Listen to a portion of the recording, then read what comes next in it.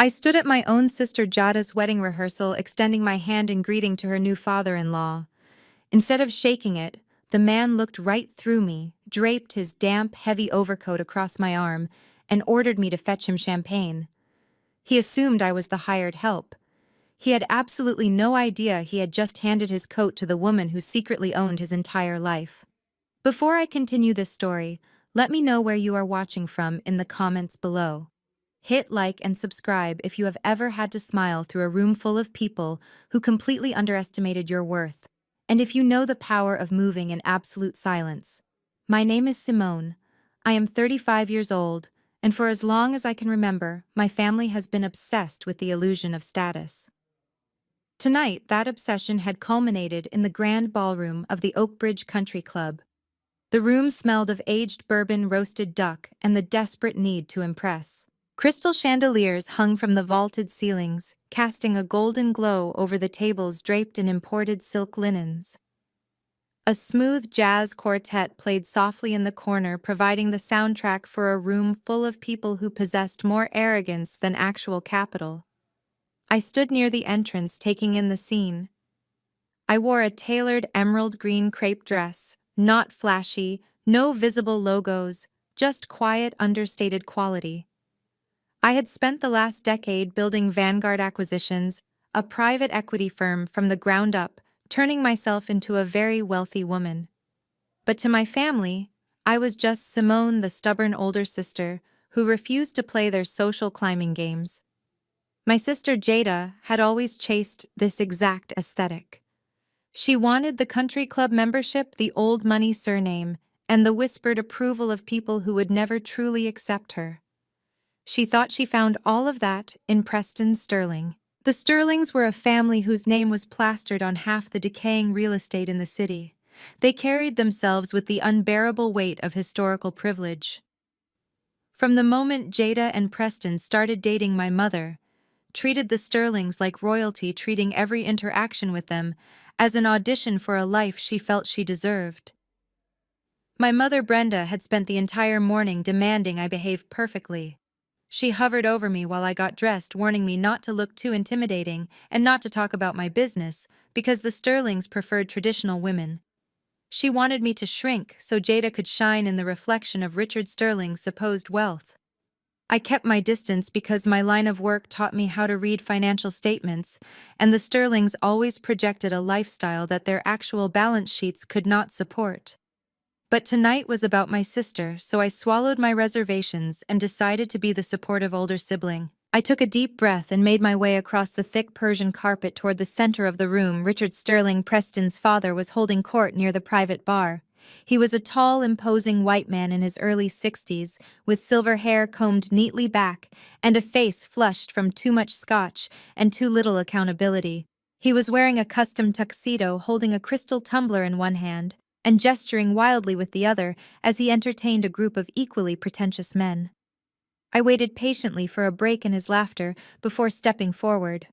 I put on my best polite smile, the one I reserve for difficult board meetings, and extended my right hand. "Good evening, Mr. Sterling," I said, my voice clear and steady over the murmur of the room. "I am Simone Jada's older sister. It is a pleasure to finally formally meet you."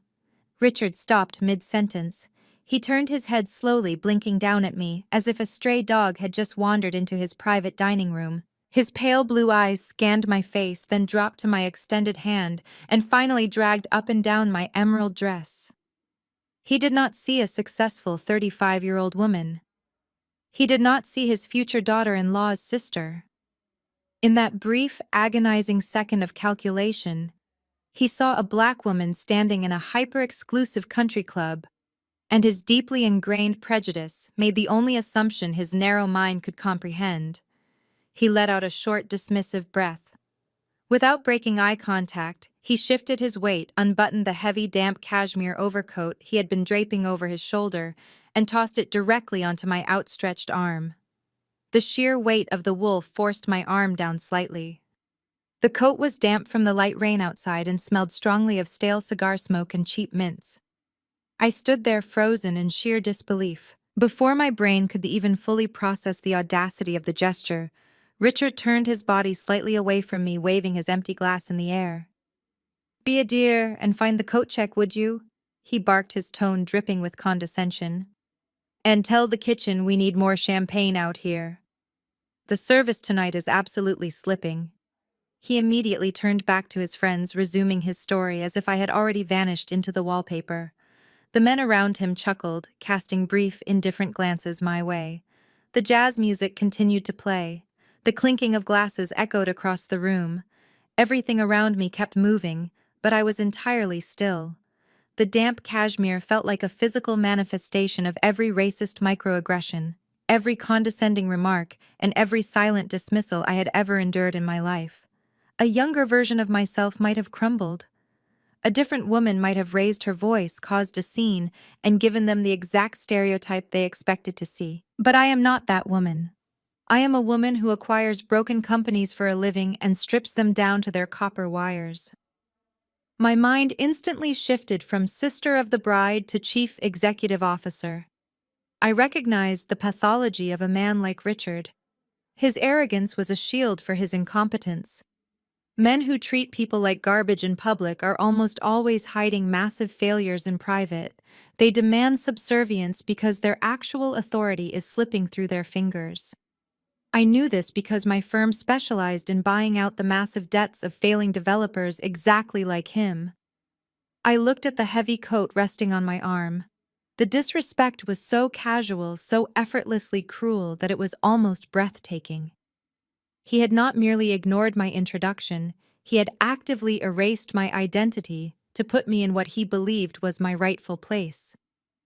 I slowly lowered my arm, letting the incredibly expensive cashmere slide off my skin and fall directly onto the floor. It landed with a soft thud against the polished hardwood right next to his polished leather shoes. My heart beat in a slow, steady rhythm. The urge to scream was replaced by a deep, glacial calm. I did not need to shout to destroy Richard Sterling. I just needed to let him keep digging his own grave. The soft thud of the heavy cashmere coat hitting the floor was barely audible over the jazz band, but to my mother, Brenda, it might as well have been a gunshot echoing through the ballroom. Before I could even take a full breath to center myself, I felt sharp acrylic fingernails dig painfully into my bare forearm.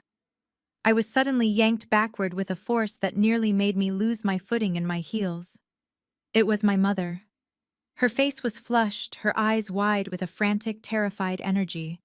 She did not look at my face to see if I was okay.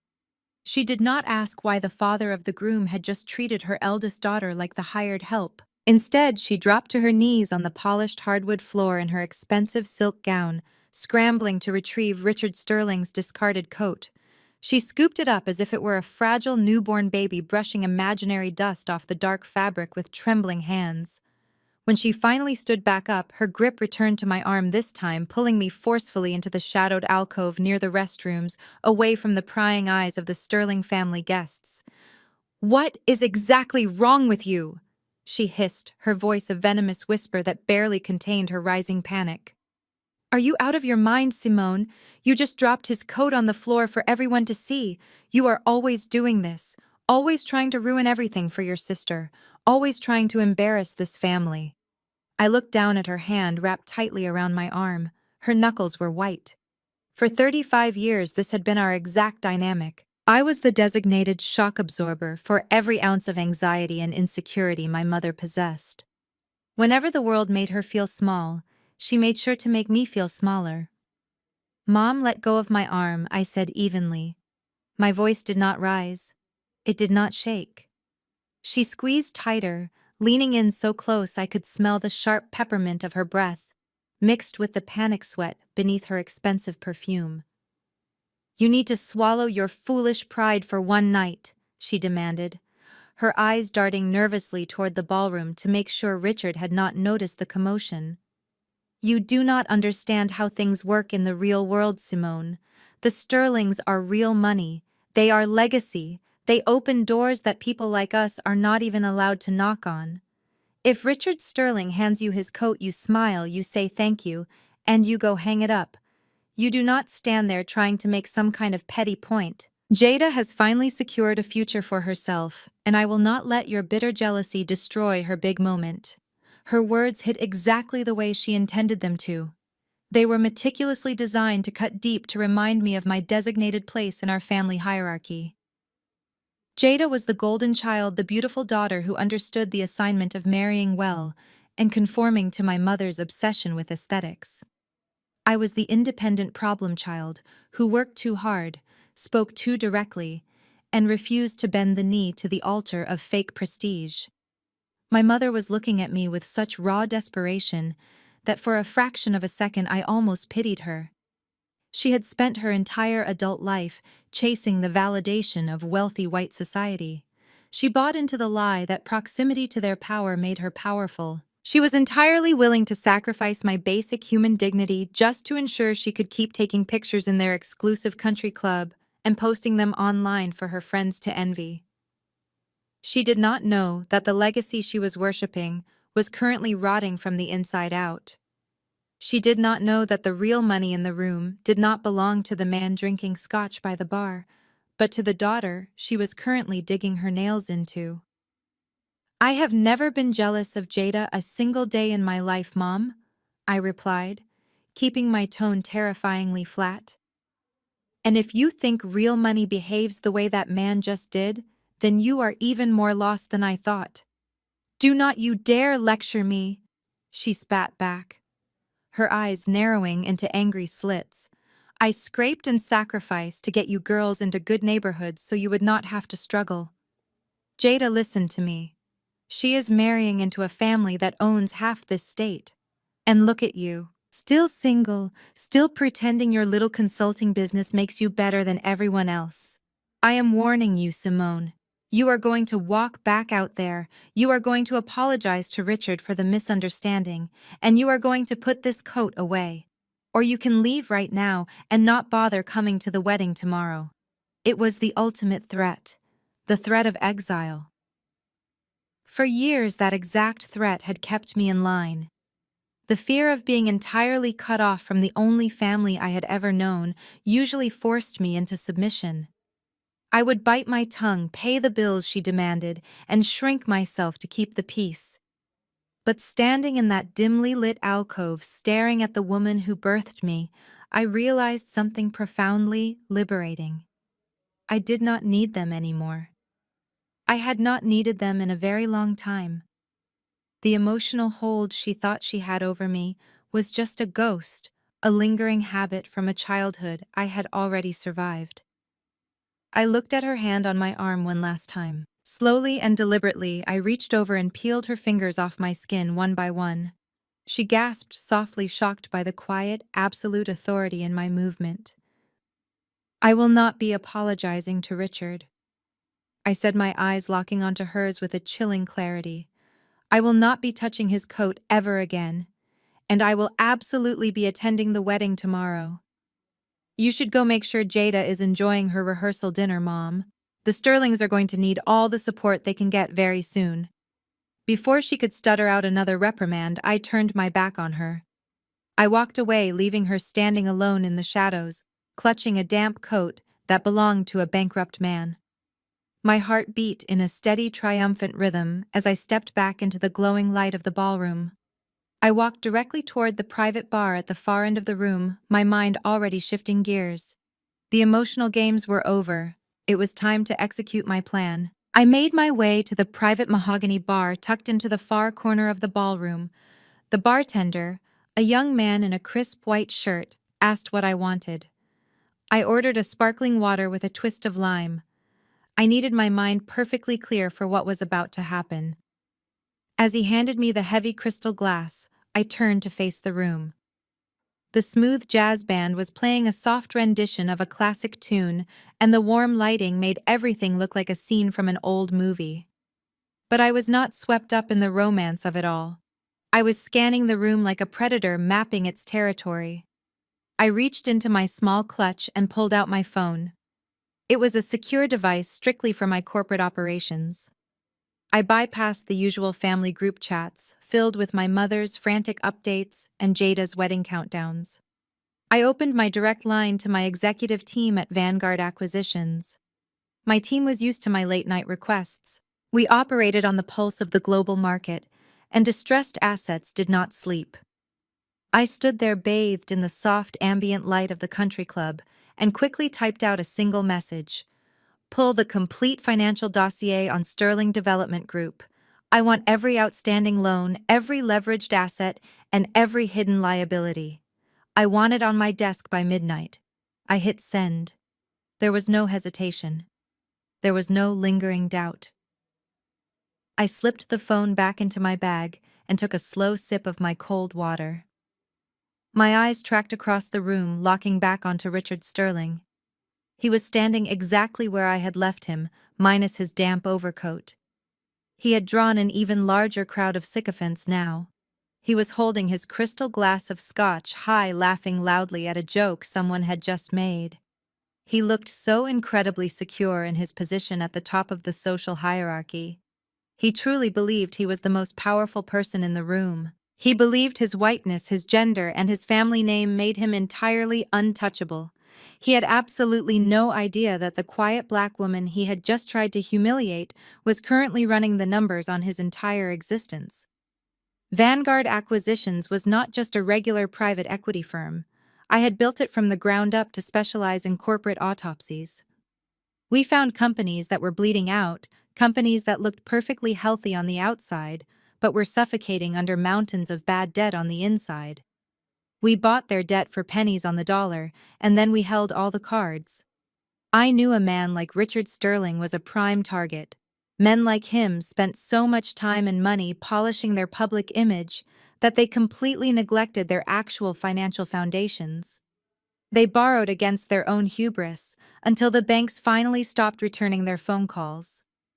My gaze drifted over to my sister Jada and her fiancé Preston. They were posing for the wedding photographer near a massive floral arrangement of white orchids. Jada looked beautiful, her smile perfectly rehearsed. Preston had his arm wrapped tightly around her waist, leaning in to whisper something that made her giggle. He had the exact same arrogant posture as his father. He wore his inherited wealth like a protective shield. Jada thought she had won the lottery. She thought she was marrying into a powerful dynasty that would secure her place in high society forever. She did not realize she was eagerly chaining herself to a rapidly sinking ship. Then I spotted my mother Brenda near the dessert table. She was aggressively networking, handing out her fake bright smiles to anyone who would make eye contact with her. She was trying so desperately hard to belong to a world that would never actually claim her. She had willingly sacrificed my feelings, my dignity, and our entire relationship just for a temporary guest pass to this exclusive country club. It was pathetic and tragic, but standing there watching her, I realized I could no longer allow her sickness to infect my peace. The invisible chains of family obligation that had held me down for 35 years simply snapped. The contrast between the loud noise of the party and the total silence of my execution was intoxicating. They were all playing an elaborate game of pretend. They were dancing on a floor that was rotting right underneath their expensive leather shoes. And the absolute best part was that I did not have to raise my voice to stop the music. I did not have to throw a drink or scream or make a scene to demand their respect. True power does not need an audience to validate it. True power moves in the dark. It is calculated and cold, and it strikes when you least expect it. My phone vibrated softly inside my clutch. It was a reply from my lead analyst. Received. Compiling the data now. The jazz music swelled as the band transitioned into a much faster tempo. The room buzzed with careless laughter and the constant clinking of expensive crystal. I stood in the corner alone but completely in control. I smiled a cold, knowing smile. Drink up, Richard, I thought to myself, watching him take another generous gulp of his aged scotch. Enjoy your expensive champagne and your elite country club membership tonight. Because tomorrow, the bill comes due, and you have absolutely no idea who is collecting. The morning of the wedding arrived with a pale gray light that felt entirely appropriate for the disaster I knew was coming.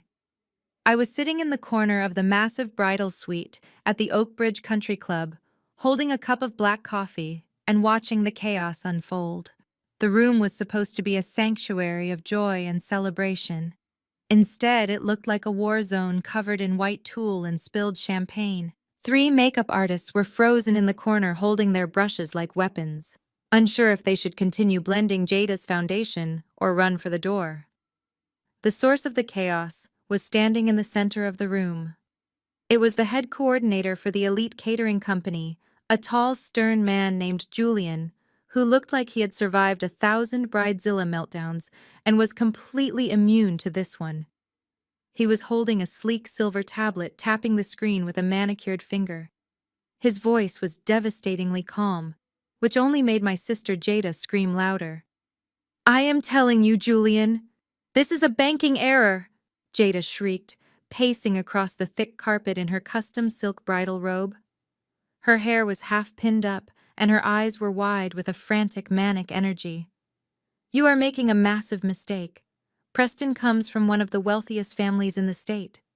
They do not bounce checks. You need to call your bank right now and tell them to process the wire." Julian did not blink.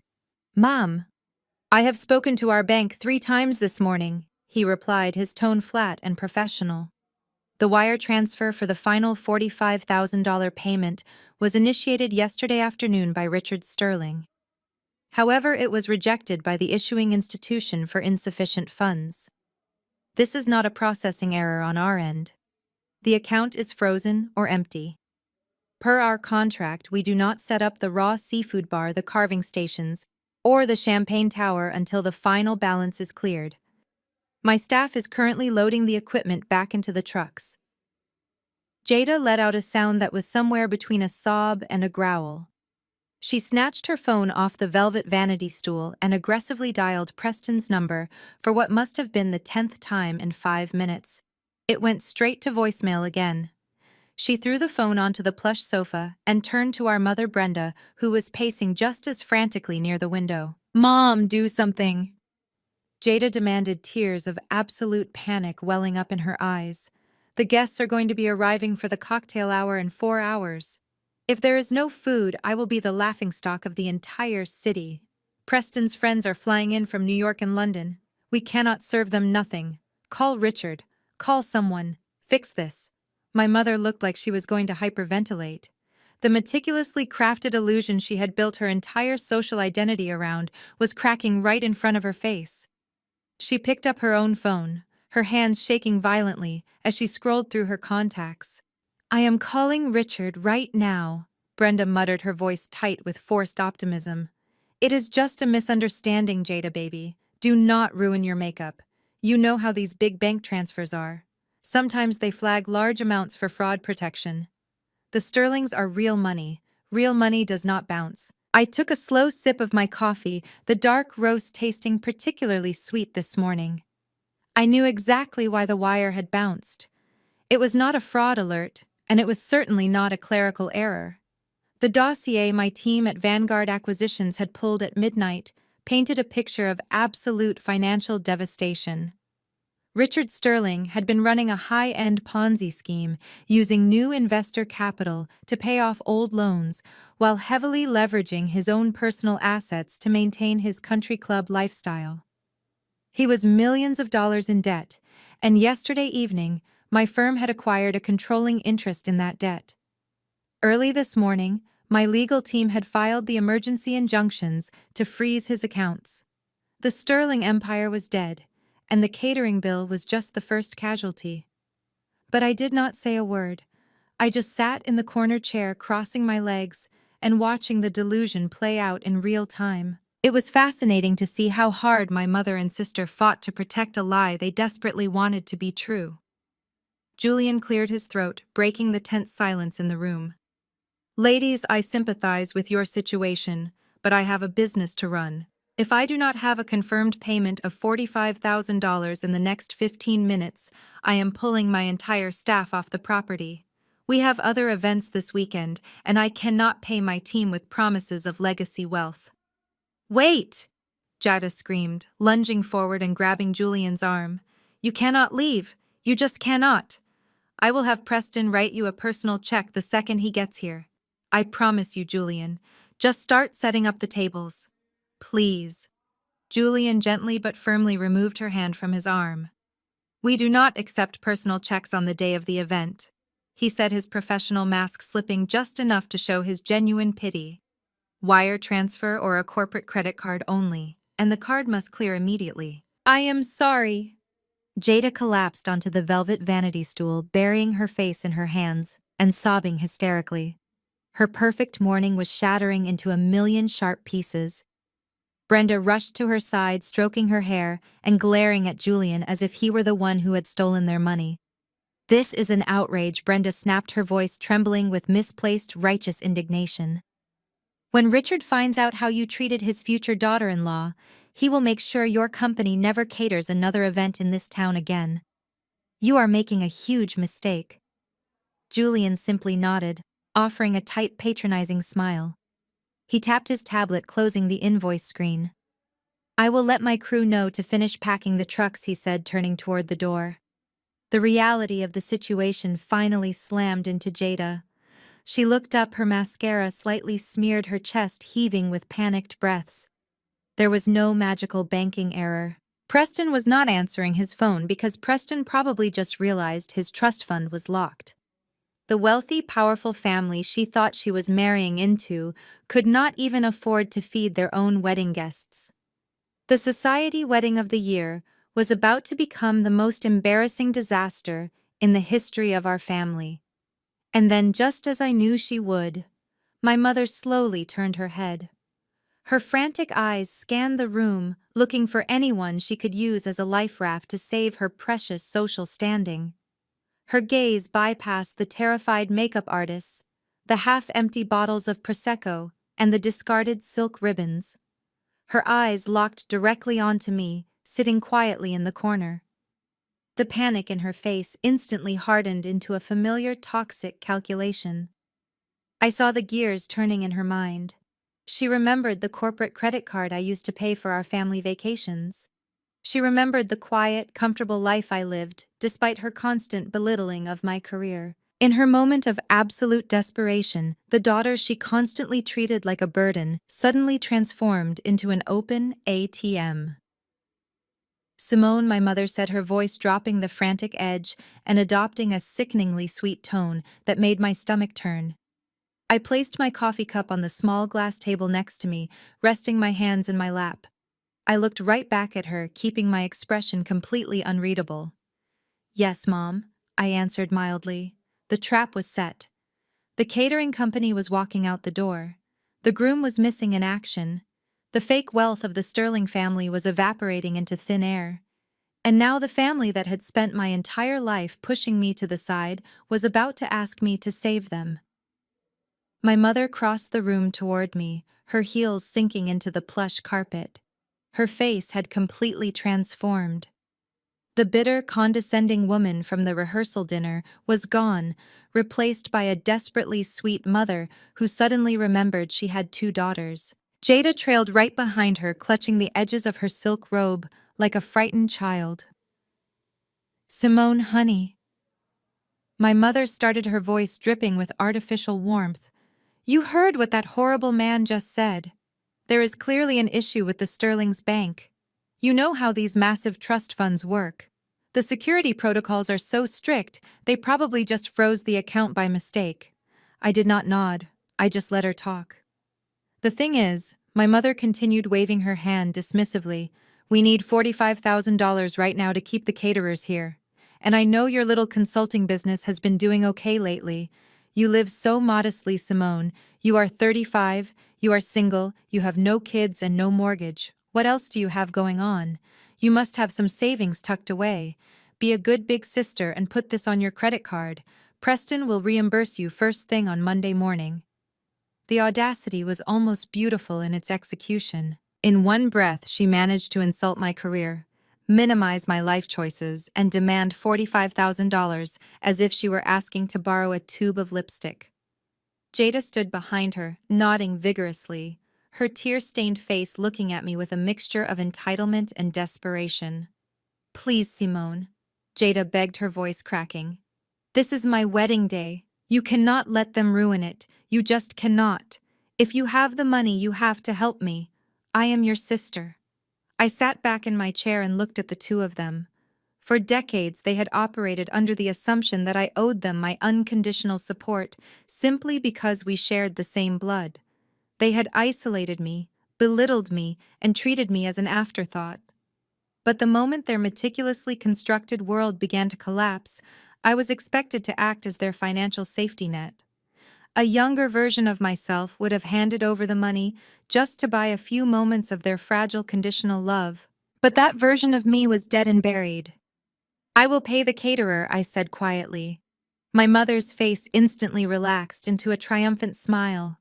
She reached out to pat my shoulder, but I held up a single finger, stopping her hand mid-air. "I will pay the $45,000. I continued, my voice dropping to a colder register. "But I am not doing it as a favor. And I am certainly not doing it on blind faith. If you want my money, we are doing this on my terms." "What do you mean, your terms?" my mother asked, her smile faltering. "It is a temporary loan, Simone, for your sister." I unzipped my leather tote bag and pulled out my tablet. As the CEO of an acquisitions firm, I never traveled without my legal templates. I opened my documents folder and tapped on a standard short-form promissory note. I quickly typed in the principal amount of $45,000 and set the interest rate to a standard 8%. "I am treating this exactly like the business transaction it is," I explained, turning the screen so they could see the document. "I will authorize the payment, but Jada has to sign this legally binding promissory note first. It states that she is personally liable for the full amount plus interest. If Preston is as wealthy as you both claim he is, then he can easily wire me the funds on Monday, and the interest will be negligible. But if he does not pay, I am coming to you, Jada." Jada's mouth fell open in absolute horror. She stared at the digital contract as if it were a poisonous snake. "You want me to sign a contract?" she gasped. "Are you out of your mind? I am the bride. We are family. You cannot charge me interest to save my wedding."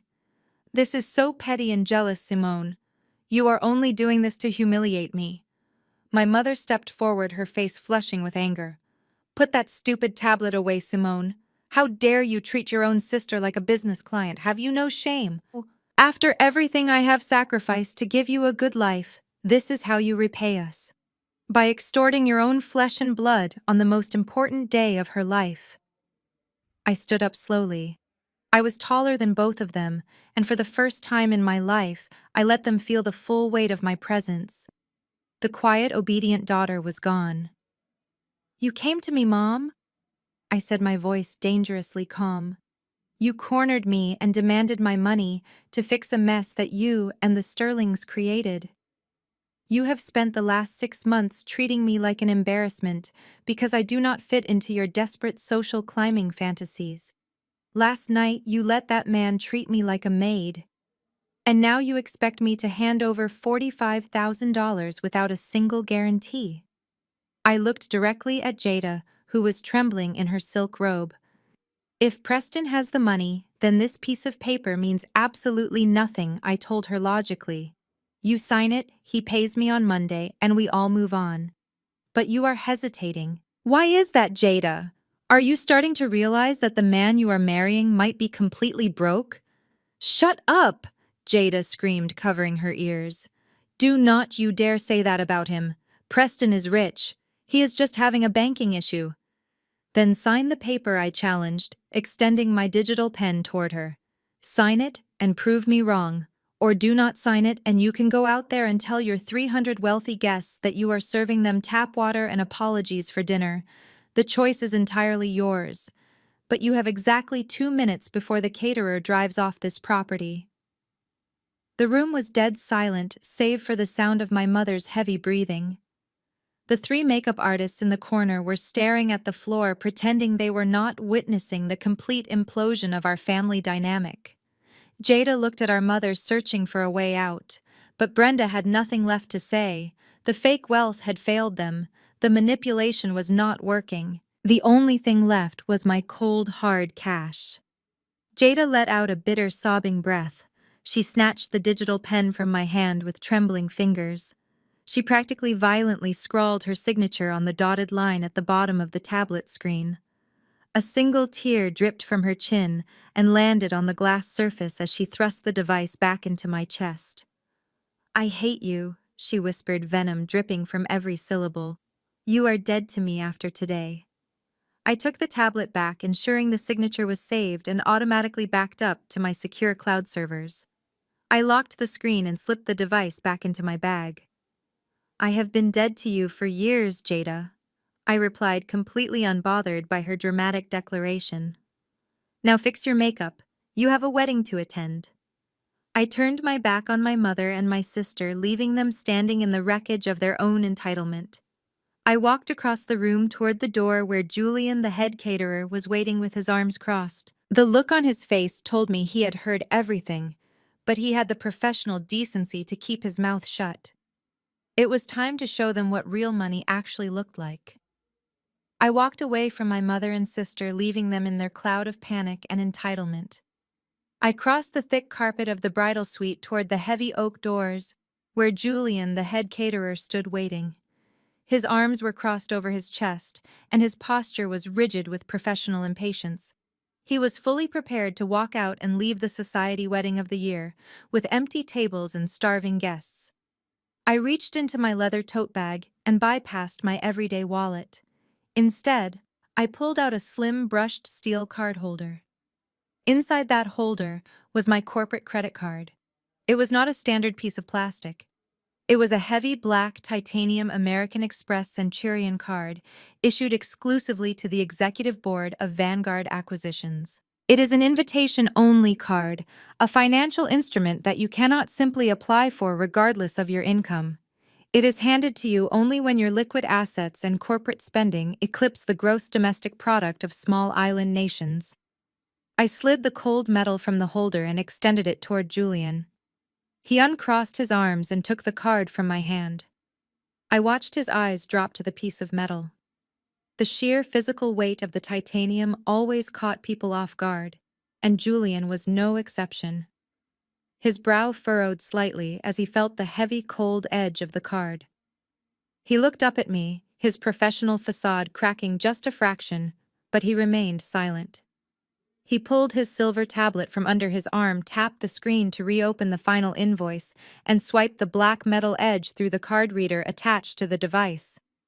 Behind me, I could hear the sharp intake of breath from my mother Brenda and my sister Jada. They were standing perfectly still, holding their breath in the center of the room. I knew exactly what they were waiting for. They were waiting for the terminal to flash red. They were waiting for the transaction to be declined so they could mock my supposed modest savings and return to their comfortable narrative, where I was just the struggling, inadequate older sister who was trying to show off. They wanted me to fail because my failure validated their choices. The tablet chimed with a bright, cheerful beep. Approved. Instantly. There was no fraud prevention hold. There was no automated phone call from a concerned bank representative asking to verify a massive charge. $45,000 was transferred from my corporate account to the catering company as easily and seamlessly as buying a cup of coffee. Julian stared at the digital receipt glowing on his screen. His eyes traced the billing information authorized by the terminal. The name registered to the card was not just my personal name. It was the parent company, Vanguard Acquisitions. I watched the blood completely drain from Julian's face. The stern, uncompromising caterer who had just confidently threatened to walk out on the Sterling family suddenly looked like he had stepped directly onto an active landmine. His eyes darted frantically from the tablet screen up to my face and back down again. He swallowed hard, his Adam's apple bobbing nervously in his throat. He knew exactly who Vanguard Acquisitions was. We had recently bought out the primary wholesale food distribution network that supplied every elite catering company on the eastern seaboard, including his. I was not just a guest at this wedding paying a bill. I was functionally the person who owned the supply chain that kept his entire business afloat. He leaned in close to me, ensuring his voice would not carry across the large room to where my mother and sister were standing. "Ms. Simone," he whispered, his voice trembling slightly, losing all of its previous stern authority. From Vanguard Acquisitions. I had absolutely no idea. I kept my expression completely neutral and gave him a single barely perceptible nod. I am so incredibly sorry.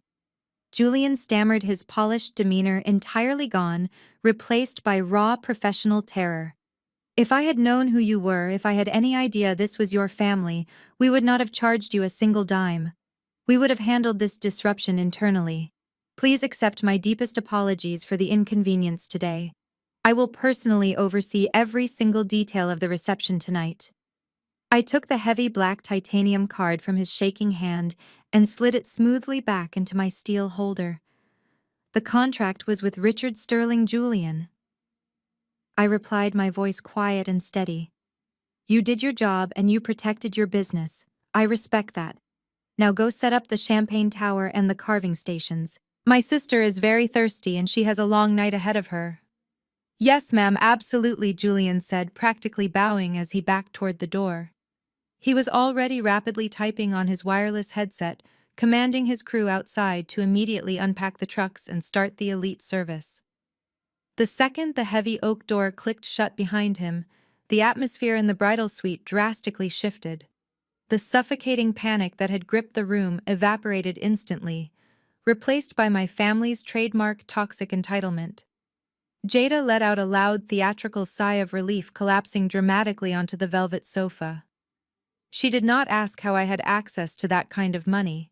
She did not express a single ounce of gratitude for the fact that I had just saved her from absolute public humiliation. Finally, Jada huffed, turning her attention back to the massive vanity mirror and aggressively blending her concealer. Now the makeup artists can actually do their jobs without all this distracting financial drama. Honestly, Simone, if you had the money, you should have just offered it an hour ago, instead of making us beg and panic. You always have to make everything a big, dramatic production. My mother walked over to Jada, smoothing down the bride's silk robe, her own crisis completely forgotten. See, that was not so difficult, Brenda said dismissively, waving her hand in my direction without even looking at me. You did the right thing, Simone. Family steps up when it is required. Preston will have a check for you on Monday morning, and we can put this ugly little misunderstanding behind us forever. I did not bother correcting them. Let them enjoy their fragile delusion for a few more hours. I walked slowly back to my quiet chair in the corner of the room, sitting down and crossing my legs. But just as I picked up my coffee cup, the heavy door to the bridal suite swung open once again. In walked Catherine Sterling Preston's mother. Catherine was a sharp, angular white woman who moved with the predatory grace of someone who had spent her entire life defending her high society territory. She was draped in a custom-tailored silk suit and wore a massive diamond tennis bracelet that my Vanguard analysts had informed me was currently heavily leveraged against a second mortgage. Unlike her husband Richard, who was blinded by his own loud arrogance, Catherine was quiet and deeply observant. She had been standing in the hallway just outside the door. She had seen Julian the caterer rushing out of the room, looking absolutely terrified, barking orders at his staff with frantic urgency. She had seen him bowing his head to me in the doorway. And as she stepped into the suite, her cold blue eyes locked directly onto the black titanium card just before I slipped it back into my leather tote bag. Catherine did not look at Jada, the frantic bride. She did not look at my mother, who immediately began fawning over her arrival, praising her beautiful suit. Catherine looked directly across the room at me. Her gaze was piercing and deeply calculating. She had heard Julian whisper the name Vanguard Acquisitions in the hallway. She might not know the exact details of her husband's catastrophic financial ruin just yet, but a woman like Catherine survived in her cutthroat world by recognizing subtle shifts in power. She saw the heavy black corporate Amex. She saw the sheer terror in the caterer's eyes. She saw the calm, unbothered expression on my face as I sipped my dark roast coffee. For the first time since my family had aggressively entangled themselves with the Sterling dynasty, someone in their inner circle realized I was not the hired help. Catherine narrowed her pale eyes, her lips pressing into a thin, grim line. She knew something was horribly wrong with the power dynamic in this room, and as she stared at me from across the bridal suite, she slowly began to realize that she was looking right at the person who was going to burn her entire empire to the ground. I held Catherine's gaze for a long, terrifying moment. I did not blink. I did not look away. I simply offered her the faintest shadow of a smile before turning my attention back to my coffee. She did not say a word. She just slowly backed out of the doorway and let the heavy oak door click shut behind her. The seed of absolute panic had been planted, and I knew she was going to spend the rest of the wedding mentally tearing her husband's financial records apart. Hours later, the sun went down, and the doors to the grand ballroom were thrown open for the reception. If the rehearsal dinner had been a desperate attempt at luxury, the wedding reception was a full-blown theatrical production of fake wealth. The room was dripping in an aggressive, opulent aesthetic that felt incredibly forced. There were massive, towering centerpieces of imported white orchids and rare hydrangeas on every single table. The floral budget alone must have been enough to put a down payment on a modest home. Ice sculptures carved into the shape of swans slowly melted near the raw seafood bar, where waiters stood ready to shuck oysters for anyone who asked. The chairs were draped in thick gold fabric, and the massive crystal chandeliers above were dimmed to cast a warm, romantic glow over the hundreds of guests. It was a picture-perfect society wedding, and absolutely none of it was paid for by the groom. I was seated at a small round table, tucked away in the far back corner of the room, directly next to the swinging kitchen doors. Traditionally, the sister of the bride and the maid of honor would be seated at the main head table with the wedding party. But my mother and Jada had carefully orchestrated the seating chart to ensure I was completely hidden from the main cameras and the elite guests. They placed me at a table with three distant elderly cousins who spent the entire evening complaining about their joints, and a couple of Preston's awkward college friends who were already deeply intoxicated and clearly did not want to be there. It was supposed to be a punishment. It was a calculated move designed to make me feel isolated, insignificant, and acutely aware of my lowly status in their newly elevated world. Instead, I found the placement absolutely perfect. It gave me an unobstructed tactical view of the entire ballroom, without requiring me to engage in any meaningless small talk. I sat quietly sipping my sparkling water and watching the tragic comedy unfold before my eyes. The emotional friction in the room was palpable to anyone paying attention. On one side, you had the Sterling family parading around like American royalty. Richard Sterling had fully recovered his arrogant swagger from the night before at the country club. He was walking from table to table, slapping men on the back and kissing the cheeks of wealthy socialites, playing the role of the generous billionaire patriarch with flawless execution. He was drinking top-shelf champagne that my corporate credit card had secured just a few hours prior. He was laughing and telling stories, completely blind to the fact that his entire empire had already been legally signed over to my firm. On the other side, you had my family. My mother Brenda was working the room with a manic, desperate energy that honestly made me feel a deep flicker of second-hand embarrassment. She had completely abandoned her own family members, leaving my aunts and uncles to fend for themselves while she fawned over Preston's relatives. I watched her practically corner a group of older white women near the edge of the polished wooden dance floor. She was laughing entirely too loud at jokes she probably did not understand, aggressively nodding in agreement with whatever they were saying.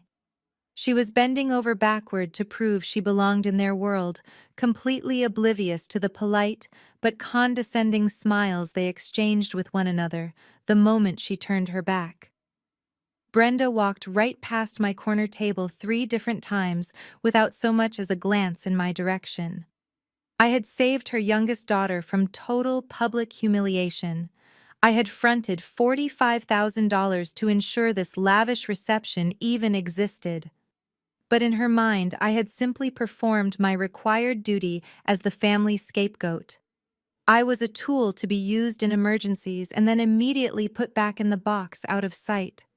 Acknowledging me meant acknowledging the reality of where the money had actually come from, and Brenda preferred to live inside her beautiful, expensive lie. She wanted so desperately to believe that her daughter's marriage had permanently elevated her social standing. The grand entrance of the bride and groom was announced with a blast of triumphant orchestral music.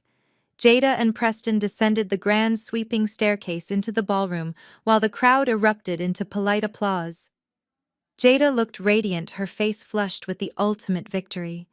She was wearing a second custom gown for the reception, this one covered in intricate beadwork that caught the light of the chandeliers with every step. She clung to Preston's arm, looking up at him like he was the center of her entire universe. She had successfully secured the bag. She had the diamond ring, the prestigious name, and the elite status she had been chasing since we were teenagers. Preston looked incredibly smug. He waved to his fraternity brothers in the crowd and raised his glass to his father across the room. He possessed that specific brand of unearned confidence that only comes from generational wealth and an absolute lack of personal accountability. He genuinely believed he was superior to everyone in my family. He believed he was doing Jada a massive charitable favor by giving her his last name. He did not know that his massive trust fund was currently locked by a federal judge. He did not know that his inheritance was entirely non-existent. I watched them take their seats at the massive head table, positioned directly in the center of the room, surrounded by a wall of white roses. The servers, dressed in crisp white jackets, immediately began bringing out the first course. It was a delicate lobster bisque, followed by a salad of mixed winter greens and perfectly seared filet mignon. The food was immaculate. The presentation was flawless, and every single bite they took belonged to Vanguard Acquisitions. As the multi-course dinner service continued, I noticed Catherine Sterling sitting beside her husband at the head table. While Richard was busy boasting to the mayor and Jada was busy glowing for the wedding photographer, Catherine was completely rigid. She had barely touched her expensive wine. Her eyes kept scanning the room, nervously darting through the massive crowd until they eventually landed on my corner table in the back. Even from a distance, I could see the intense tension radiating from her stiff shoulders.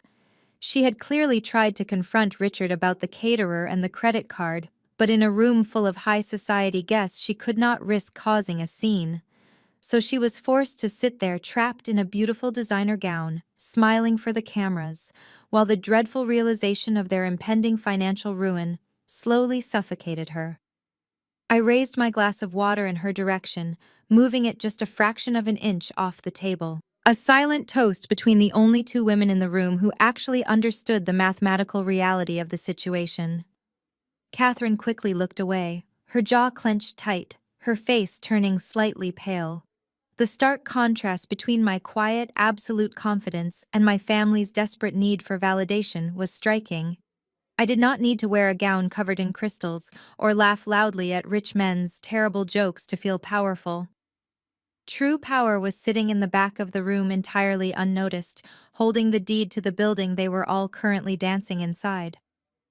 They were celebrating a legacy that had already been quietly dismantled and packaged into a neat legal file sitting in my briefcase. The jazz music shifted to a slower tempo, signaling the end of the dinner service and the beginning of the formal speeches. The waiters moved swiftly through the tables, pouring the final round of champagne for the toasts. I watched as Richard Sterling wiped his mouth with a linen napkin, stood up from his chair, and buttoned his tailored tuxedo jacket.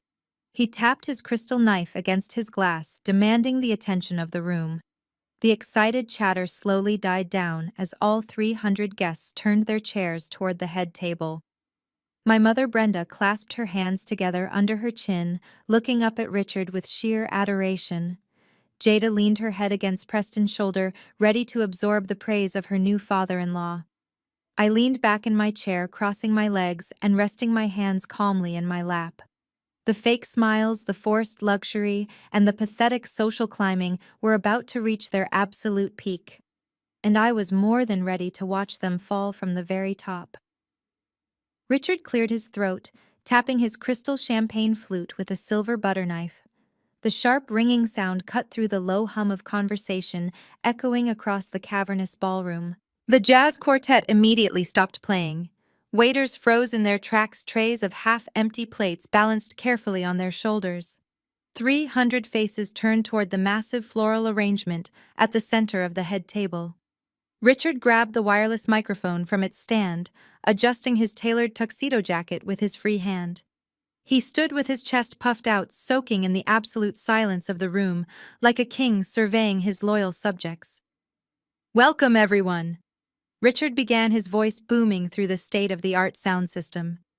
He had that deep, practiced baritone that men of his specific background always seem to possess, a voice engineered to command boardrooms and intimidate subordinates. On behalf of Catherine and myself, I want to thank you all for joining us tonight to celebrate the union of our son Preston and his beautiful new bride Jada. A polite wave of applause rippled through the crowd. Richard smiled, raising his free hand to quiet them down. He spent the first 5 minutes of his speech doing exactly what I expected him to do. He talked exclusively about himself. He talked about the Sterling family legacy, recounting a highly sanitized version of how his grandfather had laid the foundation for their real estate empire. He spoke about the buildings they owned, the charities they allegedly supported, and the heavy burden of carrying such a prestigious name in modern society. It was a masterclass in narcissistic grandstanding. He was using my sister's wedding as a corporate promotional event, completely oblivious to the fact that his empire was currently nothing more than a hollow shell waiting to be crushed. Then he pivoted. He turned slightly to his right, looking down at Jada, who was gazing up at him with sheer reverence. Now, I must admit, Richard said, his tone shifting into something dangerously patronizing when Preston first told us he was marrying a girl from outside our usual circle. We had our reservations. You all know how protective we are of our community. The room grew incredibly still. The wealthy guests leaned in, sensing the incoming microaggressions. My mother, Brenda, who was seated just a few chairs down from Jada, stiffened slightly, but maintained her rigid, artificial smile. But Jada Richard continued pacing slowly behind the head table. She has proven to be quite the exception. We have watched this young woman elevate herself in ways that are frankly remarkable. It is not easy coming from a modest urban background. It takes grit to pull yourself up out of that environment, to leave behind the limitations of your upbringing and assimilate so flawlessly into a world of true culture and refinement. She recognized the opportunity to better her station in life, and she took it. She is proof that with the right guidance and the right family name, anyone can be saved from their circumstances. My stomach turned. It was not a compliment. It was a racially coded verbal assault disguised as paternal affection. He had just stood in front of 300 elite guests and publicly summarized my sister's entire existence as a charity case. He painted our family as a dark, unfortunate stain that Jada had miraculously managed to scrub off simply by marrying a mediocre white man with a trust fund. And the most devastating part was watching my own family accept the insult. Jada practically beamed, batting her eyelashes and mouthing the words "thank you" to the man who had just insulted her entire bloodline. My mother Brenda was actually nodding along, wiping a single theatrical tear from her cheek. They were so desperate for a seat at the table that they were entirely willing to let Richard chop off their legs just to fit into the chairs. But Richard was not finished. A man like him never feels truly tall unless he is actively stepping on someone's neck. He needed a punchline to bring his terrible joke home, and he needed a stark contrast to highlight Jada's supposed transformation. His pale blue eyes scanned the massive ballroom, peering through the dim, romantic lighting. He looked right past the wealthy socialites and the local politicians. He looked past his own son. His gaze traveled all the way to the back of the room, settling squarely on my dark corner table by the kitchen doors. In fact, Richard chuckled, raising his glass slightly in my direction. I believe Jada's older sister is sitting all the way back there in the dark. Simone, isn't it? Hundreds of heads instantly swiveled in their chairs. Suddenly, the quiet anonymity of my corner table vanished. I could feel the collective weight of 300 pairs of eyes locking onto me. I did not shrink down. I did not look away. I remained perfectly still, my posture flawless, my expression entirely unreadable. "Yes, Simone." Richard boomed into the microphone, a cruel smirk spreading across his flushed face. "You know, Preston, now that your new sister-in-law is officially part of the extended family, we should probably do the charitable thing and help her out. I hear she runs some little independent consulting gig. Maybe on Monday we can find a spot for her down in the Sterling Development mailroom. We can start her on minimum wage, teach her the value of $1, and show her how a real successful business actually operates. Who knows, if she works hard enough, maybe one day she can afford to buy a dress with a recognizable designer label. He delivered the punchline with the flawless timing of a seasoned bully. For one agonizing second, the ballroom was completely silent. And then the laughter broke. It started with Preston's college friends at the table next to mine, who let out loud, obnoxious howls of amusement. Then the laughter rippled forward, infecting the older guests.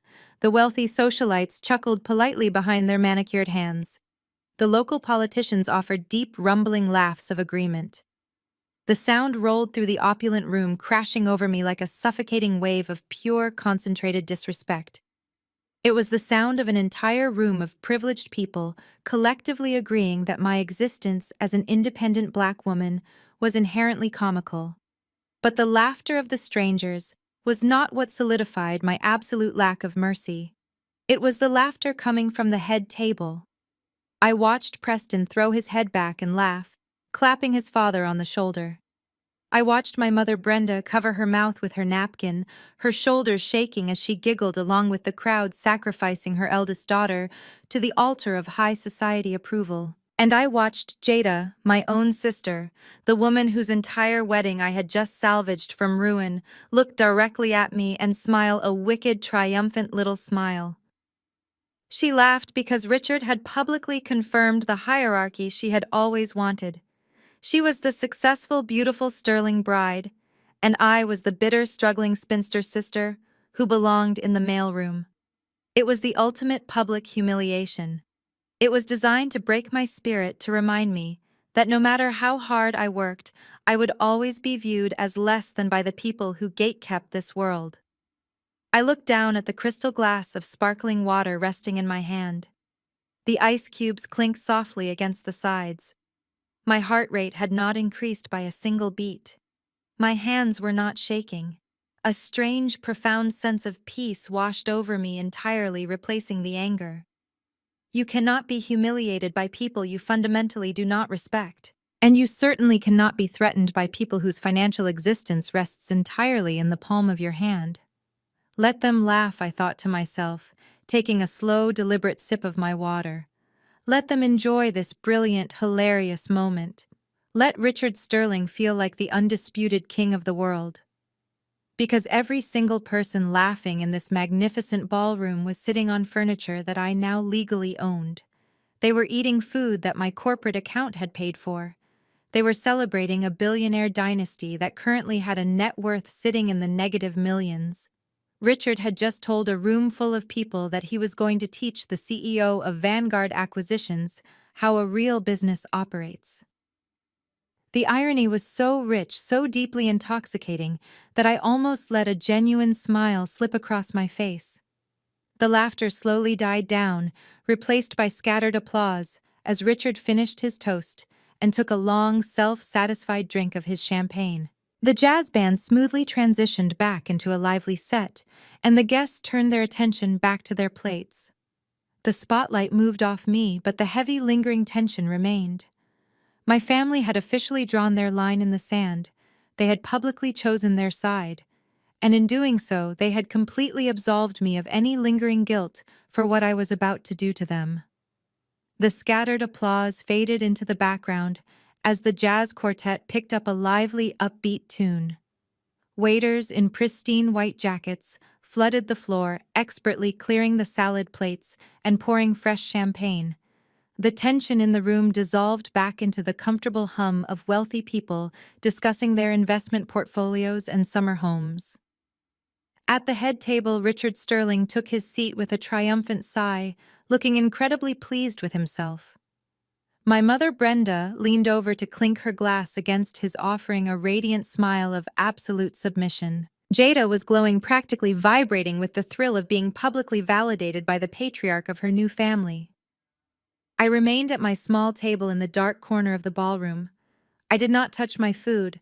I simply sat there watching the grand illusion continue to play out. Out of the corner of my eye, I saw movement. Preston was stepping down from the elevated platform of the head table. He adjusted his silk tie and began making his rounds through the massive ballroom. He was playing the perfect groom, shaking hands with the local politicians, kissing the cheeks of elderly socialites, and accepting their generous envelopes of cash. He moved with a loose, arrogant swagger. The combination of his father's racially coded speech and the expensive alcohol flowing through his veins had clearly inflated his ego to dangerous new heights. I watched him navigate the room.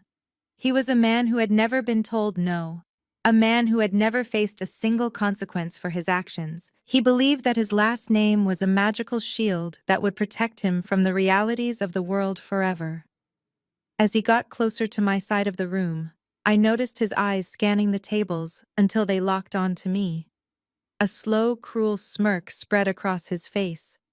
Preston could not just let the moment pass. People with fake power always feel a desperate need to enforce it. He sensed that his father's public insult had not broken me. He saw that I was not crying in the bathroom or storming out of the venue in a fit of rage. My quiet, unbothered presence in the back of the room was a direct threat to his fragile superiority. He needed to come over and make sure I knew exactly how small he thought I was. He bypassed a table of his own extended family and walked directly toward my dark corner. The elderly cousin sitting near me immediately sat up straighter, offering him polite, nervous smiles. Preston did not even acknowledge them. He walked right up behind my chair, placing one heavy hand on the wooden backrest and leaning down so his face was just inches from my ear.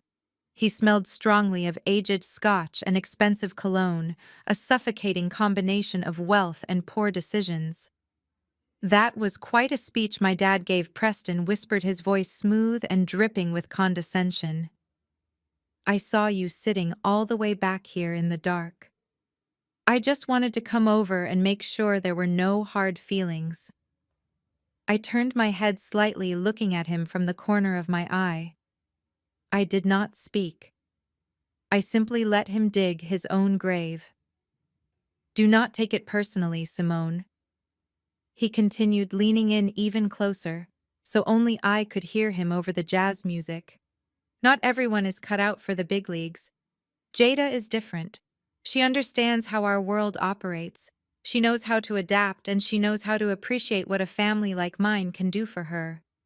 But you do not need to feel bad that you cannot keep up. We are more than happy to let you experience a night like this. Just enjoy the champagne, eat the steak, take a few pictures. It is probably the only time you will ever get to see the inside of a place like this."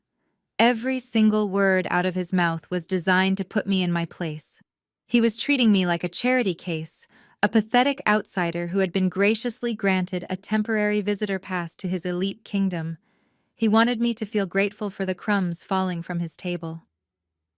I slowly turned my body in the chair, fully facing him. I looked directly into his pale blue eyes. I did not scowl. I did not snap back with an angry retort. Instead, I offered him a warm, polite, and utterly terrifying smile. It was the exact same smile I gave to arrogant CEOs right before I hostilely took over their companies and liquidated their assets. "Thank you, Preston," I said, my voice perfectly level and unnervingly calm. "I appreciate you coming over to clarify things. I will make sure to remember exactly where I stand in relation to your family." Preston chuckled, completely missing the deadly promise wrapped in my polite tone. He patted my shoulder with heavy, patronizing condescension. "That is the spirit," he said, standing back up and adjusting his jacket. "See you on the dance floor, Simone." He turned and walked away, strutting back toward his beautiful bride and his supposedly impenetrable legacy. He felt like an absolute king. He felt like he had successfully dominated the annoying older sister and secured his position at the top of the food chain. He was barely 10 steps away from my table when the secure corporate phone sitting inside my leather clutch vibrated. It was a sharp, double pulse, the specific notification tone I had set strictly for my executive legal team. I reached into the bag and pulled out the sleek device. The screen illuminated the dim corner of the ballroom, casting a pale blue light across my face. It was a highly encrypted message from Elias, the lead attorney at Vanguard Acquisitions. I tapped the screen, opening the secure portal. The message was short, precise, and completely devastating. The ink is dry. As of 8 o'clock tonight, Vanguard owns 85% of Sterling Development's outstanding debt. We hold the paper on everything: the commercial properties, the unfinished high-rises, and even their private estate. I read the words twice, letting the absolute magnitude of the message wash over me. Holding the paper on 85% of their debt meant that my firm was now the primary creditor for the entire Sterling bloodline. We controlled their mortgages, their corporate loans, and their lines of credit. If Richard Sterling wanted to buy a cup of coffee tomorrow morning, he would technically have to ask me for permission. The massive mansion Preston had been bragging about all night, the home Jada thought she was moving into tomorrow, it no longer belonged to them. It belonged to Vanguard. It belonged to me. I slowly pulled back the long tailored sleeve of my emerald crepe dress. The heavy gold face of my Rolex caught the light from the chandeliers above. I checked the time. It was exactly 8:15 p.m. I stared at the hands of the watch as the reality of the timeline settled into my mind. 15 minutes ago, Richard Sterling was standing on a stage, holding a microphone and publicly offering me a minimum wage job in his mailroom. 15 minutes ago, my mother and sister were laughing at my expense, completely secure in their belief that they had finally surpassed me. And less than 60 seconds ago, Preston had leaned over my shoulder to tell me I was not cut out for the big leagues. They were mocking me while they were already entirely financially ruined. While Richard was delivering his racist punchline, the final signatures were being stamped in a downtown law office. While Preston was telling me to enjoy the free champagne, my legal team was actively seizing the accounts that paid for it. They had spent the entire evening putting on a spectacular theatrical performance of absolute supremacy, completely unaware that the stage they were standing on had already been demolished. I pressed the side button on my phone, locking the screen and slipping it back into my clutch. I picked up my crystal glass of sparkling water and took a long, refreshing sip. The cold liquid felt incredible against my throat. The heavy, suffocating weight of my family's toxic expectations, the years of being the scapegoat, the constant, relentless microaggressions, it all simply evaporated into the warm air of the Oakbridge Country Club. I was no longer the discarded older sister sitting in the dark corner. I was the executioner. And I had just received the official green light to drop the blade. I looked across the ballroom at the head table. Jada was laughing, throwing her head back as Preston whispered something in her ear. Richard was pouring himself another glass of $1,000 scotch. They were so incredibly happy. They were at the absolute peak of their lives. I set my glass down on the table. The waiting period was officially over. It was time to introduce the Sterling family to the big leagues. The jazz quartet was in the middle of a lively saxophone solo when the massive double doors at the main entrance of the ballroom suddenly swung open. They did not just open, they were pushed apart with the kind of heavy, deliberate force that immediately commands attention. Two men stepped into the opulent space, flanked by a discreet but visibly armed security detail. The first was Governor Mitchell, a man whose face was plastered on every news station and billboard in the state. Beside him walked Thomas Wright, a prominent tech billionaire whose latest artificial intelligence acquisitions had recently placed him on the cover of global finance magazines. These were not men who attended local society weddings.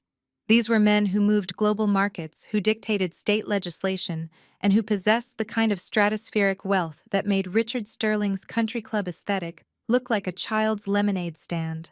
The effect their arrival had on the room was instantaneous and absolute. The saxophone player squeaked a sour note before pulling the gold instrument from his lips. The drummer stopped mid-beat. The low, comfortable hum of 300 wealthy guests discussing their summer homes and investment portfolios completely evaporated into thin air. The ballroom went entirely dead silent. You could hear the ice melting in the silver champagne buckets. every single eye in the room locked onto the two uninvited billionaires standing in the doorway. From my quiet vantage point in the dark corner by the kitchen doors, I had a perfect unobstructed view of the head table. Richard Sterling had been in the middle of pouring himself another glass of $1,000 scotch. When he looked up and saw Governor Mitchell and Thomas Wright, his hand actually trembled, causing the amber liquid to spill over the crystal rim and stain the pristine white tablecloth. His face underwent a rapid, terrifying transformation. The arrogant flush of his earlier speech drained completely, leaving him pale and wide-eyed. But that initial shock was almost immediately replaced by a frantic, manic desperation. I knew exactly why Richard was looking at them like a starving man staring at a feast. My financial analysts at Vanguard Acquisitions had uncovered the desperate paper trail weeks ago. For the past 2 years, Richard had been aggressively lobbying the governor's office and practically stalking Thomas Wright's investment firm. He had been begging for a meeting, pleading for a massive state-backed bailout or a tech partnership to save his rapidly failing real estate empire from total collapse. He had sent hundreds of frantic emails, made dozens of unreturned phone calls, and leveraged every single social connection he had just to get 5 minutes in a room with either of them. His company was bleeding cash, his investors were threatening lawsuits, and his creditors were circling like vultures. And now, by some miraculous twist of fate, the two men holding the keys to his salvation had just walked right into his son's wedding reception. Richard did not hesitate. He completely abandoned his expensive drink, leaving the heavy crystal bottle sitting in a puddle of spilled scotch. He shoved his chair back so violently it tipped over and crashed against the elevated platform of the head table.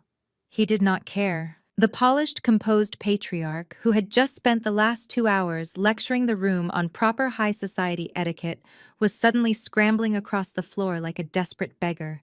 As he rushed past his son, he reached out and grabbed Preston's arm with a bruising, aggressive grip.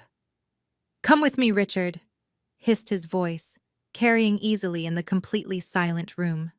"Get your wife. Hurry up." Preston, caught completely off guard by his father's sudden erratic behavior, stumbled forward. He blindly reached back and grabbed Jada's hand, yanking her out of her chair without warning. Jada let out a small yelp of surprise, her heavy custom-beaded gown catching slightly on the table linen as she was dragged across the platform. The three of them moved across the polished wooden dance floor in a frantic, awkward procession. Richard was practically tripping over his own custom leather shoes, his eyes locked onto the governor and the billionaire with a terrifying, unblinking intensity. He was sweating heavily now, his neatly combed silver hair suddenly looking slightly disheveled. He was convinced this was his golden moment. He genuinely believed his legacy, his name, and his sheer proximity to wealth had somehow magically summoned these titans of industry to rescue him from his impending ruin. He thought they had finally recognized his importance and come to pay their respects to the Sterling dynasty. My mother Brenda had stood up from her chair at the head table, her hands clasped tightly under her chin. She was vibrating with excitement, completely misreading the entire situation. She thought this was the ultimate validation of her life choices. She thought the governor of the state had come to personally bless her daughter's marriage. She was already looking around the room at the other wealthy guests, making sure they were witnessing her proximity to absolute power. She was ready to brag about this moment for the rest of her natural life. I remained seated in the shadows, entirely unbothered by the spectacle unfolding in front of me. I crossed my legs and rested my chin on my hand, watching Richard Sterling march directly toward his own execution. He was a man who had spent his entire life judging people based on their pedigree and the balance of their bank accounts. He had just publicly humiliated me because he thought I lacked the capital to defend myself. He was about to learn a very painful lesson about what happens when you attempt to play the game of capitalism with people who actually own the board. Governor Mitchell and Thomas Wright had not moved from the entrance. They were not mingling, they were not grabbing flutes of champagne from the frozen waiters. They stood just inside the heavy double doors, their security detail forming a subtle but firm perimeter around them. Their eyes were scanning the massive, dimly lit ballroom, actively searching for someone specific. Richard finally reached them, stopping just a few feet away. He threw his shoulders back, taking a deep breath to compose himself and desperately trying to resurrect the arrogant swagger he had displayed during his racially coded toast. He plastered a massive, eager smile across his flushed face and extended his hand toward the governor. Governor Mitchell Richard projected his voice, speaking loud enough for the closest tables to hear clearly, attempting to establish dominance in front of his wealthy peers. What an absolute honor! I am Richard Sterling. We have been trying to coordinate a meeting with your office for quite some time. And Thomas, it is a profound pleasure to finally have you at Oakbridge. Welcome to my son's wedding. This is Preston and his beautiful new bride, Jada.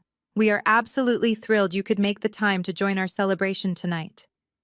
Preston stood tall, puffing out his chest, trying to mimic his father's false confidence. He adjusted his silk tie and offered a firm, practiced nod to the billionaire. Jada offered her most dazzling, rehearsed smile, dipping her head slightly in a gesture of deep respect. She was practically glowing, bathing in the reflected glory of the men standing in front of her. This was the exact peak of society she had dreamed of reaching since she was a little girl. She was standing shoulder to shoulder with billionaires and politicians, entirely convinced that she belonged exactly where she was. They stood there, a picture-perfect portrait of a powerful American dynasty, extending their hands in greeting to the men who controlled the state. They waited for the governor to smile back. They waited for Thomas Wright to shake their hands and congratulate the happy couple. They waited for the ultimate validation that would prove they resided at the very top of the world. I watched from my quiet table in the back, my corporate phone resting safely inside my leather clutch, containing the encrypted legal documents that proved Richard Sterling did not even own the tuxedo he was currently wearing. The silence in the ballroom stretched out, becoming heavy and incredibly suffocating. 300 wealthy guests held their breath, watching the interaction at the front doors. I kept my eyes locked on the governor's face, waiting for the exact moment the Sterling family illusion completely and irreversibly shattered. Richard Sterling stood with his arm fully extended, his hand hovering in the empty space between himself and the two most powerful men in the state. He had completely abandoned all protocol and dignity in his desperate rush to the door.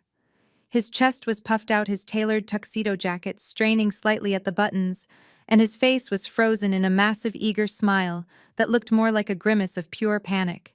He had delivered his introductory speech with the volume and theatricality of a man who firmly believed he was the main character of the universe. He genuinely expected Governor Mitchell to stop in his tracks, grasp his hand with equal enthusiasm, and offer a loud, jovial greeting that would validate the Sterling family dynasty in front of all 300 wealthy guests. Governor Mitchell did not even slow his pace. The governor was a man who navigated crisis for a living. He dealt with federal budgets, state emergencies, and international trade agreements. To him, a failing local real estate developer was not a peer or a person of interest. Richard was simply an obstacle standing in the doorway of a room he needed to enter. The governor stopped just short of Richard's outstretched hand. He did not smile. He did not offer a polite word of congratulations for the wedding. He did not even acknowledge Preston or Jada, who were standing right next to Richard, glowing with naive anticipation. Instead, Governor Mitchell looked down at Richard's extended hand for a fraction of a second, as if trying to understand why this sweating, desperate man was blocking his path. Then he lifted his gaze, locking eyes with Richard. The look the governor gave him was completely devoid of warmth or recognition. It was a look of cold, clinical evaluation. It was the exact same look you might give a stranger who accidentally bumps into you on a crowded sidewalk. Without uttering a single syllable, the governor gave Richard a curt, dismissive nod. It was not a nod of greeting. It was a physical command to move out of the way. It was the absolute lowest form of nonverbal communication, a microscopic acknowledgement that a human being was occupying space in front of him, and nothing more. Before Richard could even process the devastating reality of that nod, Governor Mitchell simply stepped around him. He shifted his weight to the right, completely bypassing Richard's outstretched hand, and walked smoothly into the grand ballroom. Thomas Wright, the billionaire tech mogul walking closely beside the governor, was even more brutal in his dismissal. He did not even bother to offer a nod. His eyes were scanning the dim, romantic lighting of the opulent room, completely ignoring the Sterling family as if they were literally invisible. When Richard instinctively took a half step forward, trying to block their path and force an interaction, the private security detail instantly intervened. A massive man in a dark suit stepped smoothly between Richard and the billionaires, lightly pressing the back of his hand against Richard's chest. It was not a violent shove, but it was an immovable physical barrier. The security guard did not look at Richard either. He simply swept him aside like a piece of inconvenient furniture, allowing the two titans of industry to continue their search of the room uninterrupted. Richard Sterling was left standing entirely alone in the center of the entranceway, his arms still extended into the empty air. The physical manifestation of his irrelevance was so stark and so absolute that it was almost painful to watch. The massive, eager smile slowly melted off his flushed face, replaced by a mask of pure, unadulterated shock. His jaw went slack. The blood completely drained from his cheeks, leaving his skin a pale, sickly gray under the warm glow of the crystal chandeliers. He looked down at his own empty hand, as if he could not comprehend why it was not currently shaking the hand of the governor. For a man whose entire identity was built on the foundation of his perceived social dominance, this public rejection was not just embarrassing, it was entirely fatal. He slowly let his arm drop to his side. His shoulders slumped forward entirely, deflating the arrogant posture he had carried all night. The illusion of his power had been punctured and stripped away in less than 5 seconds. Beside him, Preston looked completely lost. Preston had spent his entire 33 years on this earth watching people bow down to his father. He had been conditioned to believe that the Sterling name was a magical key that opened every single door in the state. He had just confidently pulled his new bride across the room, fully expecting to be embraced by billionaires. Now he stood there, shifting his weight awkwardly, his mouth slightly open, staring at the backs of the governor and the tech mogul as they walked away. Preston looked at his father, waiting for Richard to do something to fix the situation, to shout a command or assert his authority. But Richard had nothing left. The big leagues Preston had so arrogantly bragged to me about just minutes ago had arrived, and they had instantly relegated his family to the absolute bottom of the hierarchy. Jada was perhaps the most devastated of them all. The radiant, triumphant glow that had illuminated her face all evening was entirely extinguished. She was still clutching Preston's arm, but her grip was no longer affectionate, it was tense and rigid. She had worn her heavy, custom-beaded gown like a suit of armor, believing it proved she finally belonged in this elite world. But standing there, ignored and bypassed by the only people in the room who truly mattered, she suddenly looked incredibly small. She looked around the room, her eyes wide with sudden panic, realizing that every single person in the ballroom had just witnessed her new family being treated like absolute garbage. The silence in the grand ballroom had shifted from shocked anticipation to a heavy, suffocating judgment. 300 wealthy guests had watched the entire interaction play out. In high society, perception is reality. The moment the guests saw Governor Mitchell step around Richard Sterling as if he were carrying a contagious disease, the social currency of the Sterling family immediately plummeted to zero. The whispers began. They started softly at the tables closest to the entrance and quickly spread across the massive room like a wildfire. Women leaned behind their hands, murmuring to their husbands. Men exchanged knowing glances and raised their eyebrows in silent communication. They were ruthless. These were people who only associated with winners, and Richard had just been publicly branded as a loser by the highest authority in the room. They knew Richard had been begging for a bailout, and seeing him so casually dismissed confirmed every single rumor about his impending financial ruin. The people who had been laughing at his terrible jokes and drinking his expensive champagne just 20 minutes ago were now actively distancing themselves from his sinking ship. I sat in my chair in the dark corner of the ballroom, feeling a deep, profound sense of poetic justice wash over me. Just 24 hours ago, I had stood in the country club foyer and extended my hand to Richard in a gesture of polite respect. He had looked at me with absolute disgust, ignored my hand, and tossed his damp, heavy overcoat onto my arm. He had treated me like I was invisible because I did not possess the specific aesthetic of wealth he worshipped. Now the universe had returned the favor with terrifying precision. Richard had extended his hand to the governor, desperately begging for respect, and he had been handed the exact same cold, silent dismissal he had given me. The only difference was that when Richard ignored me, I had quietly walked to the bar and bought his entire bloodline. When the governor ignored Richard, Richard had absolutely no recourse. He had no secret leverage. He had no hidden capital. He was just a broke, desperate old man standing in a rented tuxedo watching his fake empire crumble in front of 300 people. My mother Brenda, who had been practically vibrating with excitement at the head table, was now completely frozen. Her hands were still clasped under her chin, but her smile had turned into a rigid, terrified grimace.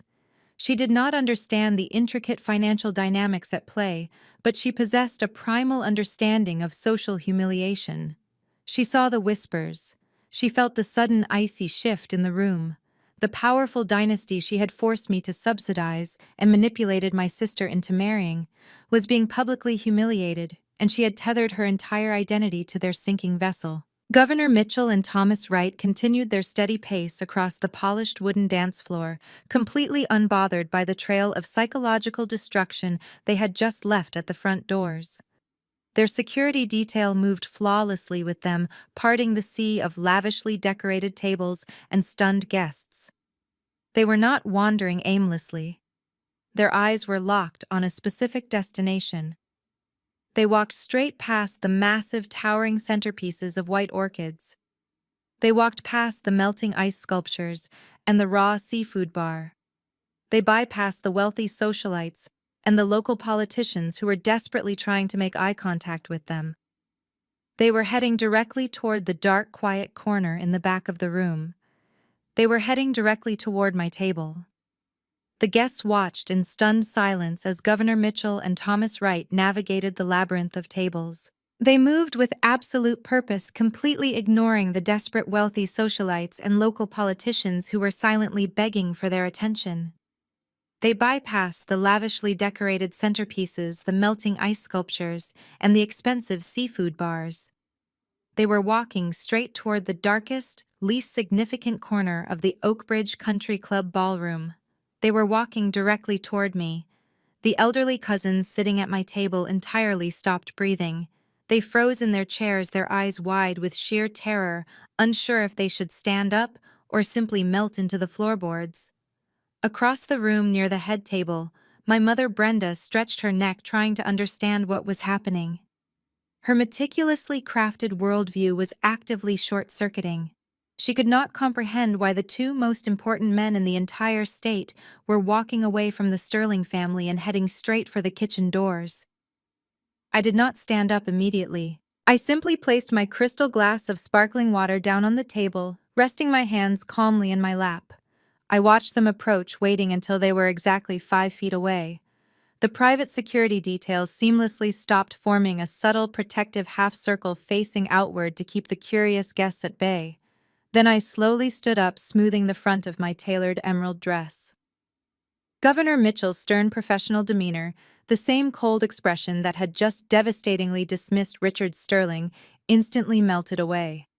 His face lit up with a warm, genuine smile of absolute respect. He did not extend his hand for a formal, rigid handshake.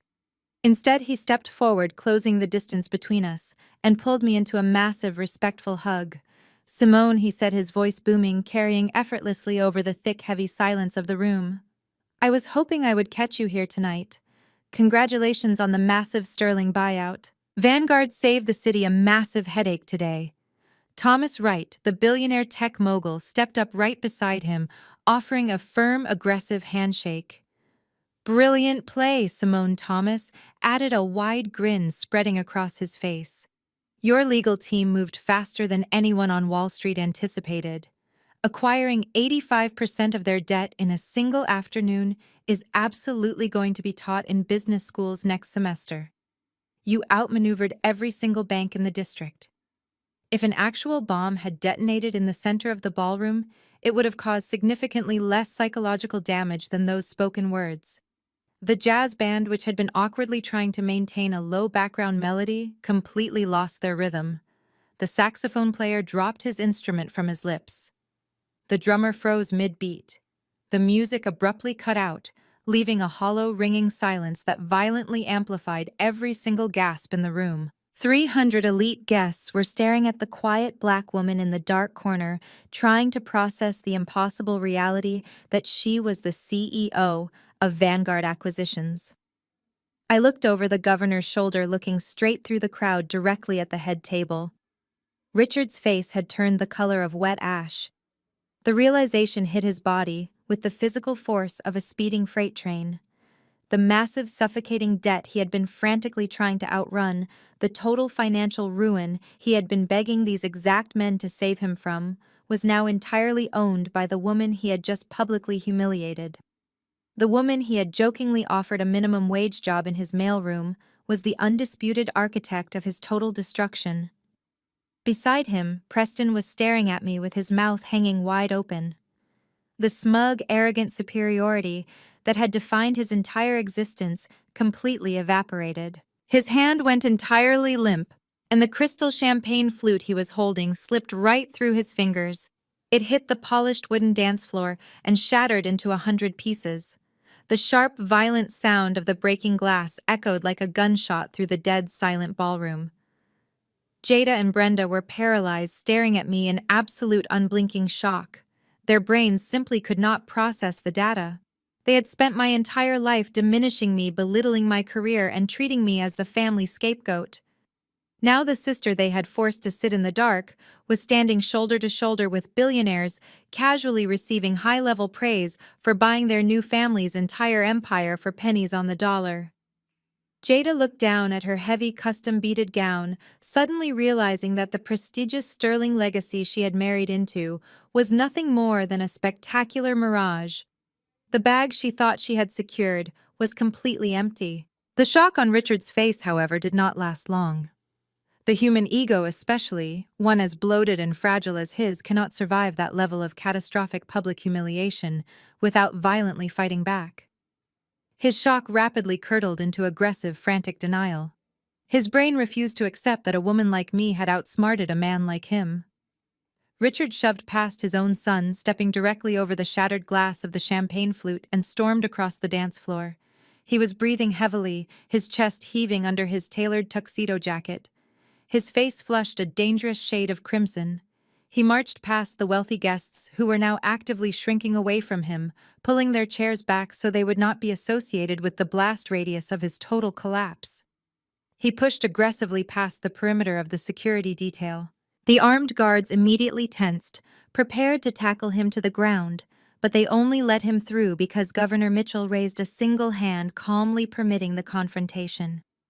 Richard stopped just 2 feet away from us. His mask of high society elegance completely slipped away, revealing the terrified, cornered, desperately small man underneath. He looked wildly between the governor and me, his eyes darting back and forth in pure panic. He pointed a shaking, manicured finger directly at my face. "What buyout?" Richard aggressively demanded, his voice cracking with a mixture of rage and terror. "What buyout? There is no buyout. You are mistaken, Governor. She is just a freelancer. She is nobody. She runs a little consulting gig out of her apartment. She is my daughter-in-law's sister, for God's sake." Governor Mitchell looked at Richard with a mixture of deep pity and utter disgust. He did not step back. He did not raise his voice. He simply adjusted his suit jacket and delivered the final fatal blow to Richard's sanity. "Richard," the governor said, his tone dripping with cold, absolute authority, "the State Banking Commission signed off on the transfer of your assets to Vanguard Acquisitions at 8 o'clock tonight. Simone here is the founder and chief executive officer of Vanguard. She owns your commercial properties. She owns your unfinished high-rises. She owns the debt on your private estate. You have been running a bankrupt shell company for 3 years, and she just bought the entire hollow shell. I highly suggest you lower your voice and show some respect to your primary creditor." The words hung in the air, heavy and undeniable. Richard stared at the governor and then slowly, agonizingly turned his gaze back to me. The frantic denial in his eyes finally shattered, replaced by the cold, terrifying realization of his new reality. He had insulted me. He had treated me like garbage. He had laughed at me in front of 300 people. And now I held the legal rights to every single thing he had ever built. I did not gloat. I did not raise my voice. I simply stood there, bathed in the dim light of the country club chandeliers, projecting the quiet, lethal confidence of a woman who had already won the war before the other side even realized they were fighting. "Richard." I said, my voice perfectly calm, cutting through the silence like a freshly sharpened blade. "I believe we need to have a very private conversation about the future of your family." I did not wait for his response. I turned and looked directly at the heavy oak doors leading to the private bridal suite just off the main ballroom. I gave a slight nod to my private security team, who had been quietly standing by the exits all evening. The trap had been flawlessly sprung. The public execution was over, and it was time for the private autopsy. The moment the words left my mouth, Richard completely snapped. The remaining shreds of his carefully cultivated high society facade disintegrated. Fueled by a toxic cocktail of sheer panic and the agonizing sting of public humiliation, he lunged forward. His massive hand clamped down hard around my left bicep. It was not the firm, polite grip of a gentleman offering an escort. It was the desperate, bruising grip of a drowning man trying to drag someone else under the water with him. He aggressively yanked me forward, steering me away from the stunned gaze of the governor and the 300 silent guests. My private security detail immediately stepped inward, their hands reaching for the earpieces tucked behind their ears, ready to physically drop him to the floor. I caught the eye of my lead guard and offered a single sharp shake of my head. I held up my free hand, signaling them to stand down. I wanted this isolation. I wanted Richard to feel like he was still in control of the situation for just one more minute. I let him drag me across the polished wooden dance floor toward the heavy oak doors of the private bridal suite located just off the main ballroom. Preston immediately followed his father, his face pale and completely bewildered. He reached back and grabbed Jada's hand, pulling her along behind him. Jada stumbled in her heavy, custom-beaded gown, looking like a terrified child being dragged into the principal's office. My mother, Brenda, brought up the rear, practically sprinting in her expensive high heels to keep pace with us. Her face was a tragic mask of absolute confusion. She had tethered her entire social identity to a ship that had just hit an iceberg, and she was desperately running toward the captain, hoping he could somehow patch the massive hole. Richard shoved the heavy oak door open with his shoulder and forcefully pulled me into the dimly lit suite. He released my arm, giving me a final aggressive push toward the center of the room. Preston, Jada, and Brenda rushed in right behind us. Richard spun around and slammed the door shut. The heavy, thick wood sealed perfectly within its frame, instantly cutting off the ambient noise of the ballroom. The sudden silence in the bridal suite was heavy and suffocating. The room was still a chaotic mess from the morning preparations. Discarded white tulle was draped over the velvet chairs. Half-empty bottles of Prosecco sat warming on the glass tables. The lingering smell of expensive hairspray and wilting roses hung thick in the stagnant air. Richard did not waste a single second. The moment the door clicked shut, he turned his entire body toward me, his face practically purple with explosive rage. He marched forward, stopping just inches from my face. He pointed a thick, shaking finger directly at my chest. "You listen to me, you arrogant little fraud!" Richard screamed, his voice echoing harshly off the vanity mirrors. "I do not know what kind of sick, elaborate stunt you think you are pulling tonight. I do not know how you managed to trick the governor into walking over to your table, but I am not going to let you ruin my son's wedding with your bitter, pathetic jealousy." He was breathing heavily, his chest heaving under his tailored tuxedo jacket. The smell of stale $1,000 scotch and cold, terrified sweat radiated off his skin. He was trying to use his physical size and his booming voice to shrink me down to intimidate me back into the obedient, subservient role he believed I belonged in. "You think you can play games with my family?" Richard continued, stepping even closer, invading my physical space. "You think because you run some little freelance consulting gig, you can walk into my country club and disrespect me? I will have you thrown out into the street. I will make sure you never work in this state again. You are nothing. You are absolutely nothing." I stood perfectly still. I let him yell. I let him expend the very last reserves of his fake authority. I watched the spittle fly from his lips and listened to the desperate cracking in his voice. He was throwing a temper tantrum because the universe had finally refused to bend to his will. When he paused to take a ragged breath, he reached out again. He brought his heavy hand up, attempting to grab my shoulder to physically shake me into submission. I did not flinch. I did not step back or cower away. Instead, I raised my right arm and slapped his hand away with a sharp, violent crack that echoed loudly through the entire suite. The physical impact was loud and absolute. It was not a defensive flutter. It was a calculated strike of pure dominance. Richard stumbled back a half step, clutching his stinging hand to his chest.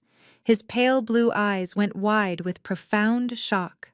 He had never in his entire privileged life had a woman, much less a black woman, physically reject his authority with such effortless contempt. "Do not ever put your hands on me again, Richard," I said, my voice dropping an entire octave. I stripped away every single ounce of the polite restraint I had carried all evening. My tone was cold flat and entirely lethal. The power dynamic in the room instantly violently shifted. I stepped forward, entirely reversing the physical space. Richard instinctively took another step back, his heel bumping into the edge of a velvet sofa. I was no longer the quiet older sister sitting in the dark corner of the ballroom. I was no longer the family scapegoat absorbing my mother's toxic expectations. I shed the disguise completely.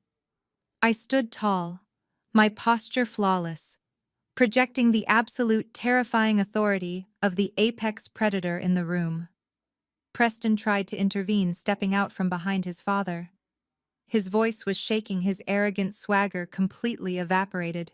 "Simone, you need to calm down and show my father some respect," Preston stammered, holding his hands up defensively. "You cannot just assault him." I turned my head slowly, locking my gaze onto Preston.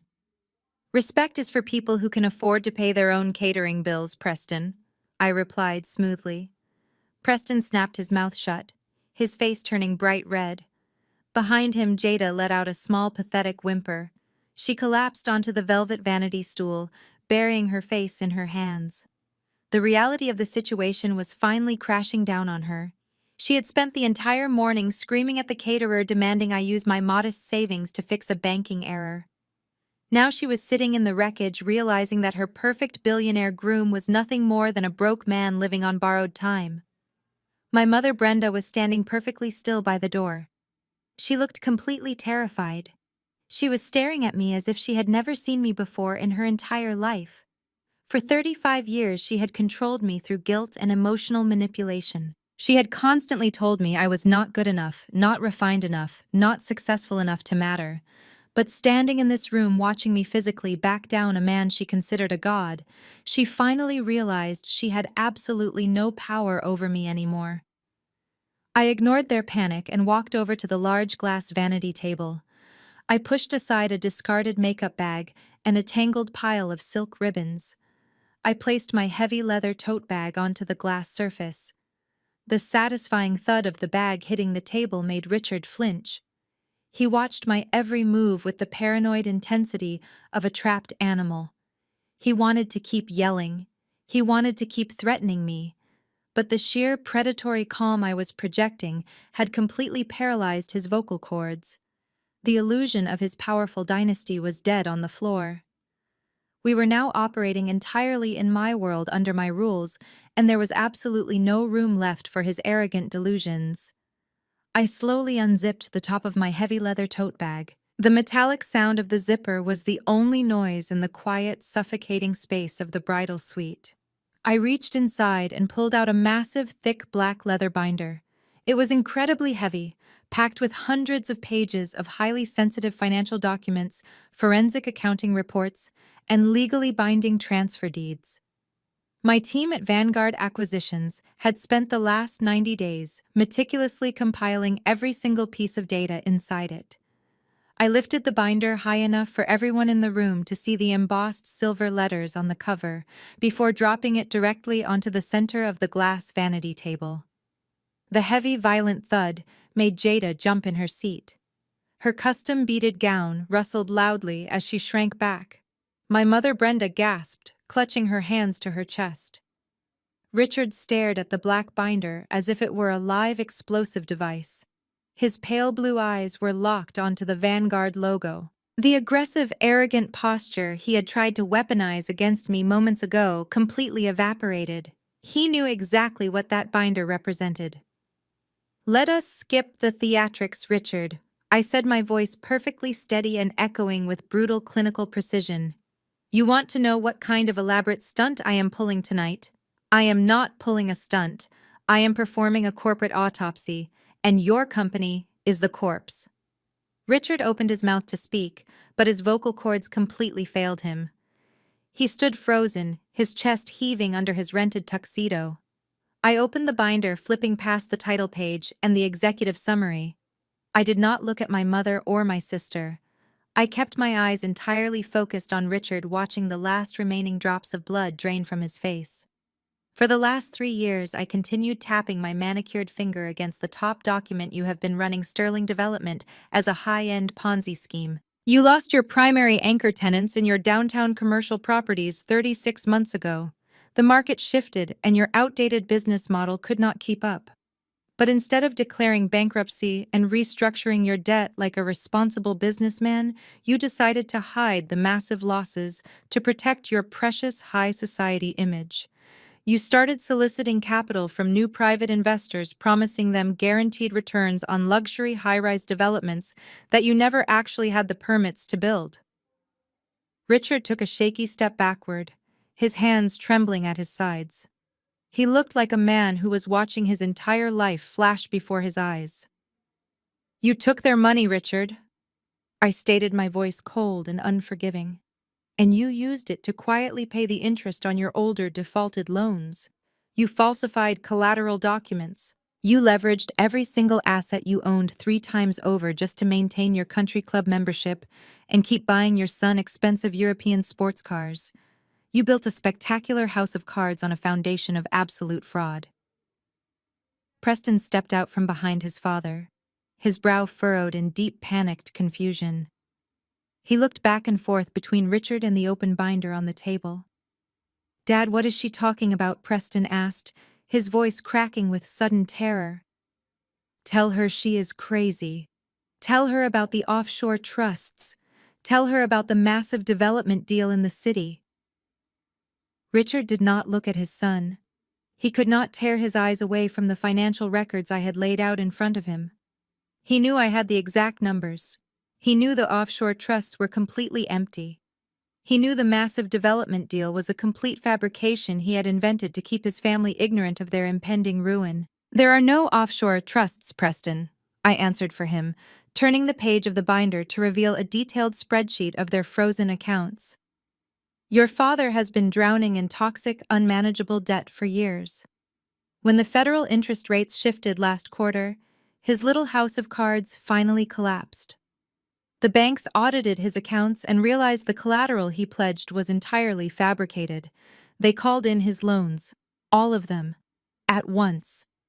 Richard finally found his voice, though it was nothing more than a ragged, desperate whisper. "How did you get these files?" he asked, his hands gripping the edge of the glass vanity table so hard his knuckles turned stark white.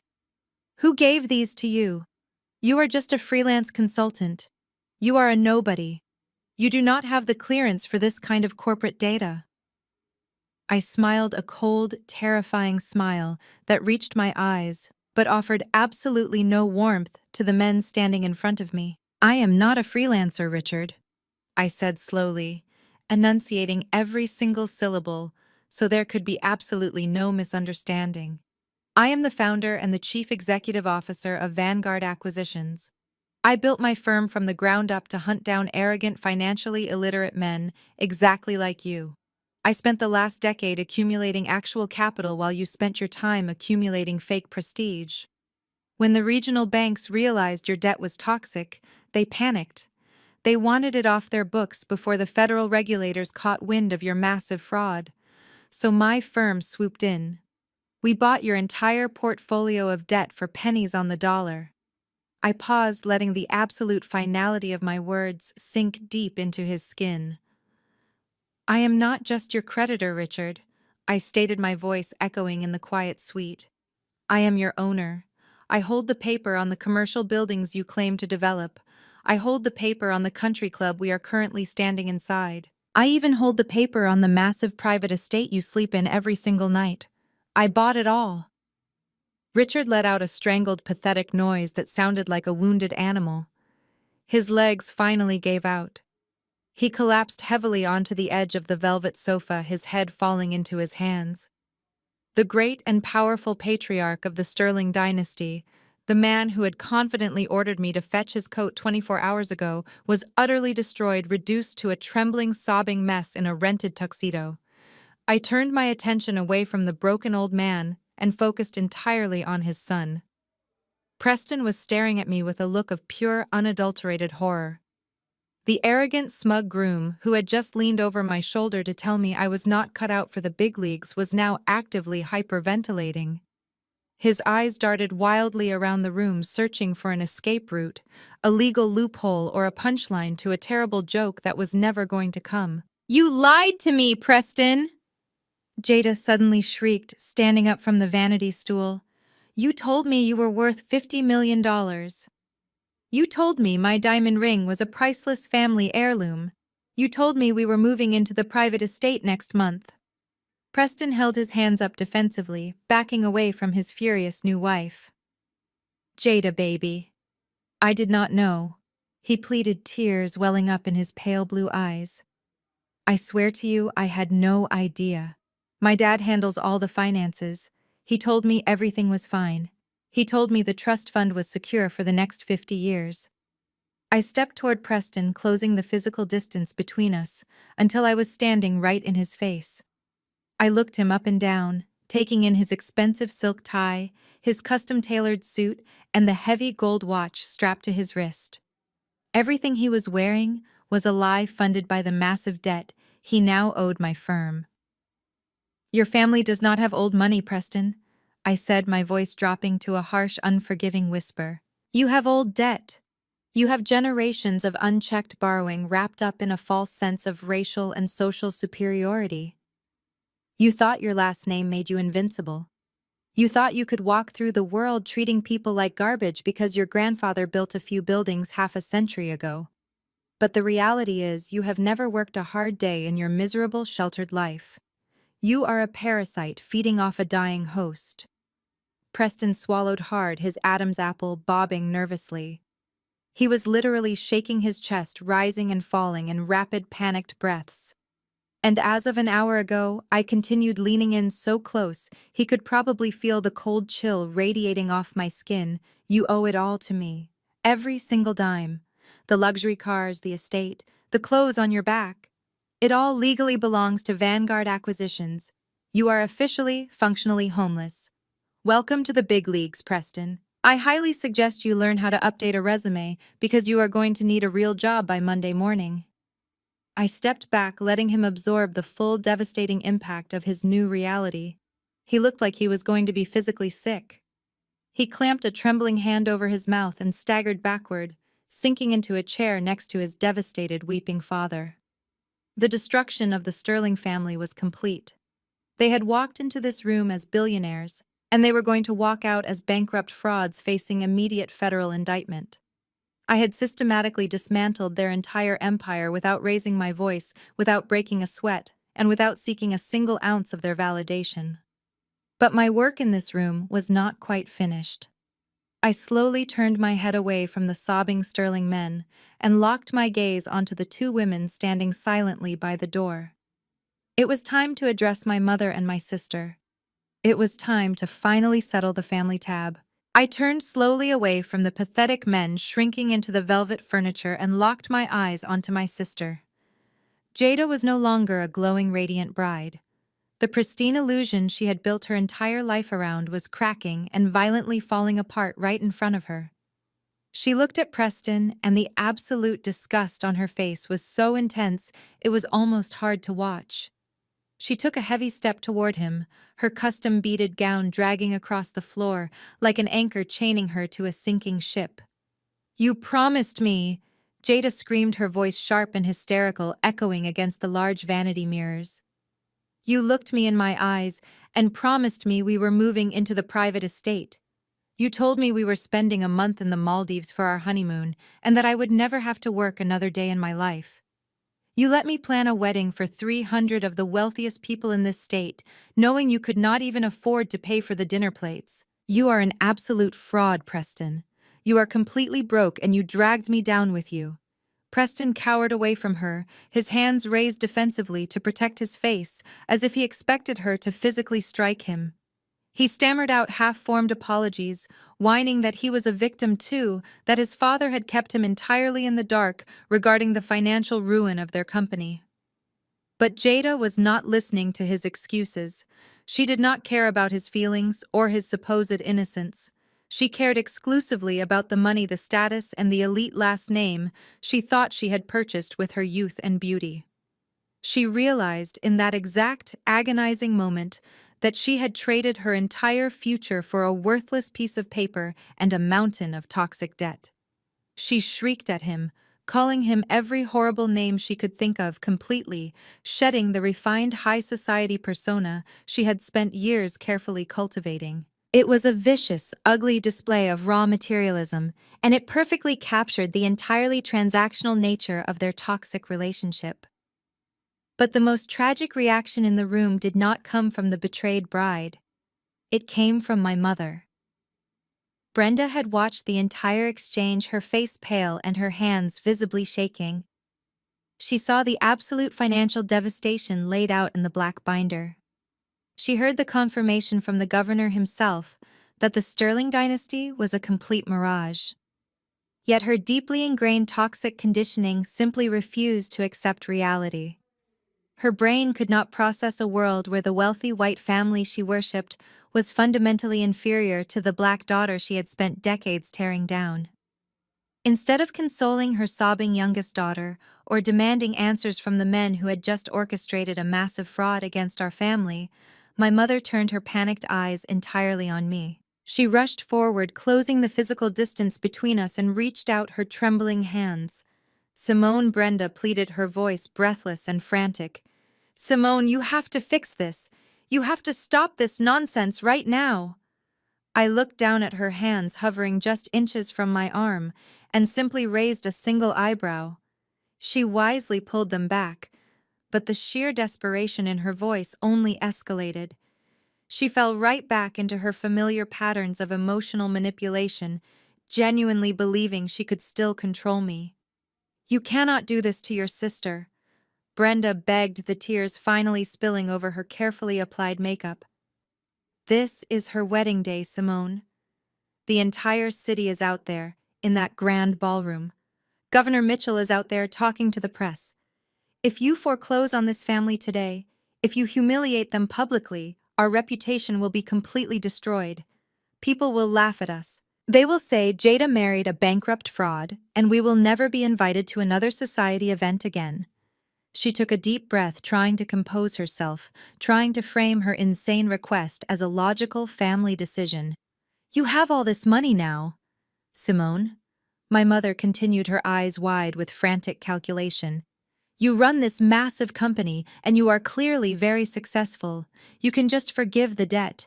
You can write it off as a business loss and let them keep the estate. Preston can get a job at your company to pay you back slowly. For family Simone." I raised you to be the bigger person. You have to save our family reputation. I stood there entirely motionless, staring at the woman who had birthed me. I listened to her actively beg me to absorb millions of dollars in toxic debt to sacrifice my own company and my own hard-earned capital just to maintain a fake aesthetic for a family that fundamentally hated me. She was asking me to set my own empire on fire so Jada and Preston could stay warm in a mansion they did not legally own. Mom. I said, my voice so quiet and terrifyingly calm that it immediately silenced her frantic rambling. You do not have a reputation to save. You never did. You spent 35 years worshipping these arrogant people, begging for a seat at their table while you treated me like absolute dirt. You let that man hand me his coat and treat me like the hired help. You laughed when he told me to work in his mailroom in front of 300 guests. You sold my dignity out for a country club membership that my corporate account actually paid for. I took a slow, deliberate step toward her, forcing her to look me directly in the eyes. I am not forgiving a single cent, I told her, the absolute finality of my words hanging heavy in the stagnant air. I am going to collect every last dollar they owe my firm, and I am going to enjoy watching you finally realize that the daughter you threw away is the only reason you are not currently eating out of a dumpster. You chose your family mom. You chose the Sterlings over me. And now you get to burn with them. My mother physically recoiled, as if I had struck her across the face.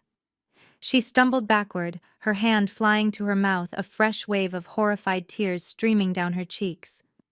She finally understood that the generational curse was officially broken. The emotional leverage she thought she held over me was completely gone.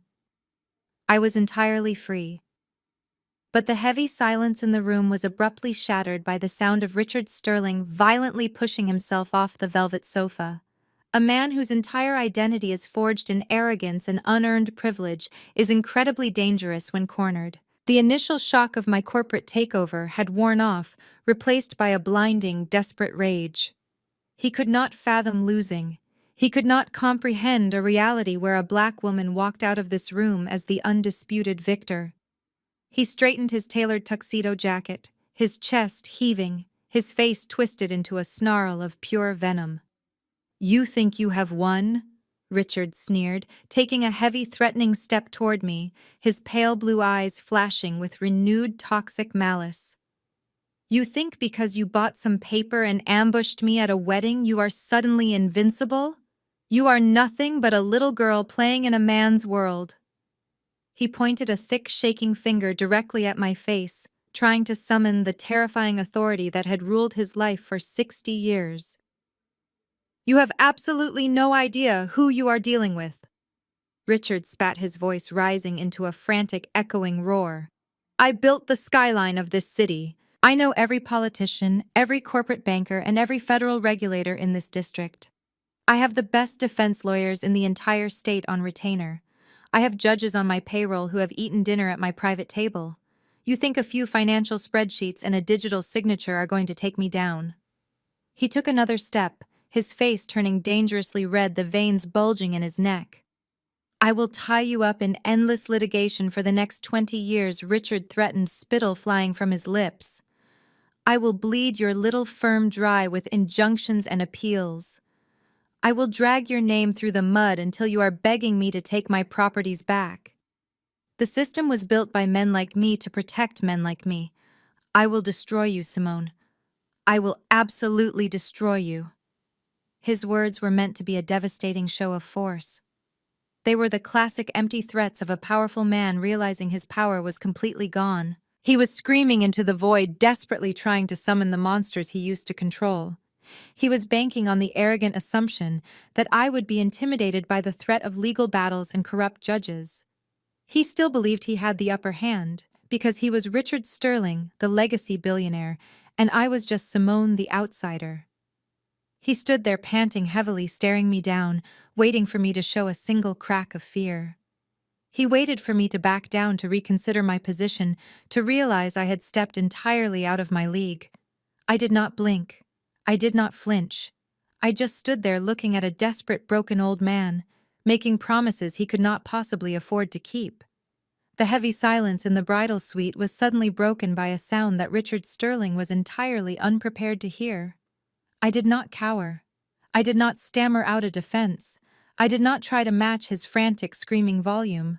Instead, I threw my head back and laughed. It was a rich, booming laugh that originated deep within my chest and filled every single corner of the dimly lit room. It was the sound of pure, unadulterated amusement. It was the laugh of a woman who had spent her entire life being underestimated by mediocre men and was finally watching one of them actively self-destruct. Richard stopped panting. His mouth hung slightly open, his pale blue eyes wide with profound confusion. He had just threatened to destroy me using the full weight of the local judicial system, and I was laughing in his face as if he had just told a mildly entertaining joke. His entire strategy relied on intimidation, and my laughter completely neutralized his final weapon. I slowly stopped laughing, wiping a single tear of mirth from the corner of my eye. I reached into my heavy leather tote bag and pulled out the slim silver tablet I had used earlier that morning. I tapped the screen, bypassing the encrypted security protocols, and opened my primary corporate email inbox. I found the specific thread I was looking for, an update sent by my lead acquisitions attorney just 3 hours prior. I flipped the tablet around and held it up so the glowing screen was directly in Richard's line of sight. "You should really check your emails before you make legal threats, Richard," I said, my voice dripping with cold condescension. "Those high-powered defense lawyers you just bragged about, the ones you claimed were going to tie me up in litigation for 20 years, they officially dropped you as a client this afternoon. Your massive retainer check bounced at exactly 2 o'clock today. They sent a formal notice of withdrawal to your office. You do not have a legal team, Richard. You do not even have a junior paralegal." Richard squinted at the screen, his eyes frantically scanning the stark black text of the email from the most prestigious law firm in the city. The words were undeniable. They were terminating their representation immediately due to insufficient funds and a complete failure to meet financial obligations. "And as for those judges you proudly claimed to have on your payroll," I continued, lowering the tablet and stepping even closer to him. "The ones who ate dinner at your private table. Do you honestly think corrupt men are loyal to a bankrupt developer? They are loyal to capital, Richard. The moment my firm presented them with irrefutable federal evidence of your 3-year Ponzi scheme, they threw you to the wolves to protect their own careers. Those exact same judges are the ones who signed the emergency asset seizure orders this morning. They froze your accounts. They authorized the transfer of your deeds. They did not protect you. They handed you directly to me on a silver platter." The remaining fight completely drained out of Richard Sterling. The aggressive crimson flush faded from his face, leaving him looking incredibly old and impossibly frail. The towering patriarch of the Sterling dynasty was gone. In his place stood a broken, terrified man who finally understood that he had absolutely zero leverage left in the world. He had tried to play a game of chess without realizing I had already removed all of his pieces from the board. He staggered backward, his knees buckling beneath him. He hit the edge of the velvet sofa and practically collapsed onto the cushions, burying his face in his shaking hands. A low, guttural sob escaped his throat. It was the sound of a man mourning the death of his own ego. He was completely defeated, stripped of his wealth, his power, and his dignity, in front of the very people he had tried to impress. With Richard entirely neutralized, I locked the screen of my tablet and slowly turned my attention to the other side of the room. It was time to address the true source of my lifelong pain. It was time to face my mother and my sister. Brenda and Jada were standing frozen near the heavy oak doors. They looked like two survivors of a massive shipwreck, clinging to the wreckage of their shattered social ambitions. Jada was still breathing heavily, her makeup completely ruined by her tears, her custom beaded gown looking more like a tragic costume than a symbol of high society triumph. My mother looked entirely hollowed out. The wealthy dynasty she had worshipped had collapsed, and the daughter she had despised had engineered the entire demolition. For 35 years I said, my voice echoing in the quiet suite, drawing their terrified eyes directly to me, "You treated me like dirt. You made me the punchline to your jokes. You constantly violated my boundaries, demanded my money, and minimized my accomplishments simply because I refused to worship your fake aesthetics. I took a slow, deliberate step toward them. You built your entire identities around the desperate need to be accepted by people who secretly despised you. I continued my tone devoid of any anger, leaving only cold, absolute truth. You pushed me away because I was a mirror, reflecting the reality you refused to see. You wanted high society, Jada. You wanted the old money last name. You wanted the country club lifestyle. Well, look around you. I gestured toward Preston, who was still weeping silently beside his father on the sofa. This is your high society marriage, Jada, I stated brutally. You just tied yourself legally and publicly to a man whose family is facing imminent federal indictment for massive financial fraud. You got exactly what you prioritized. You traded your soul for an empty bank account and a fraudulent surname. Enjoy your new life. Jada let out a sharp, agonizing wail, covering her face with her hands. She knew I was right. There was no escape for her. The annulment process would be a nightmare, and the public humiliation would follow her for the rest of her life. She had meticulously planned a society wedding only to orchestrate her own spectacular social suicide. But I was not entirely finished with her. I tapped the screen of my silver tablet, reopening the documents folder. I pulled up the short-form contract she had frantically signed just a few hours earlier. I held the tablet up, tapping my manicured fingernail against her digital signature at the bottom of the screen. The sound of my nail hitting the glass was sharp and precise.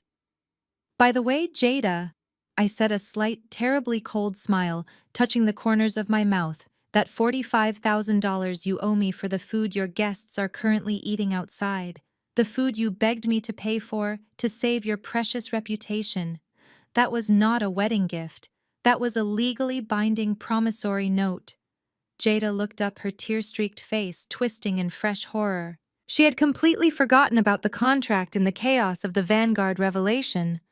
Since Preston is functionally bankrupt and cannot reimburse me on Monday morning, the terms of the agreement remain in full effect, I explained, maintaining my flawless professional composure. The 8% interest kicks in exactly at midnight tonight. I expect my first installment payment on Monday. If you default, I will take you to court, garnish whatever wages you manage to earn, and seize your personal assets. You wanted to treat me like a bank, Jada, so I am treating you like a heavily leveraged liability. My mother, Brenda, finally broke. She fell to her knees on the thick carpet, her expensive silk gown pooling around her. She reached out toward me, her hands grasping at the empty air, sobbing hysterically. She begged me to stop, begging me to show mercy, pleading that we were family. But her tears meant absolutely nothing to me. They were not tears of genuine remorse. They were tears of absolute terror, because she realized she was now entirely at my mercy, and she knew she deserved absolutely none of it. I looked down at her, feeling a profound, overwhelming sense of nothingness. The anger, the resentment, the desperate childhood need for her approval, it was all completely gone. The emotional chains she had wrapped around my neck for 3 decades simply dissolved into dust. I turned my back on my mother and my sister, leaving them to drown in the shallow, miserable pool they had dug for themselves. I walked slowly toward the center of the room, stopping just a few feet away from the velvet sofa, where Richard Sterling was still hunched over, his face buried in his hands. "Richard," I said, my voice sharp and commanding, forcing him to look up at me. His eyes were bloodshot, his face streaked with tears, his arrogant silver hair a complete mess. I pointed a single finger toward the heavy oak doors. "You are going to need your coat, Richard," I told him flawlessly, mirroring the exact condescending tone he had used on me 24 hours ago at the rehearsal dinner. "Because my private security team is waiting in the lobby right now to physically escort you and your son off my property." Richard blinked, his mind struggling to comprehend the instruction. "Your property," he whispered, his voice breaking.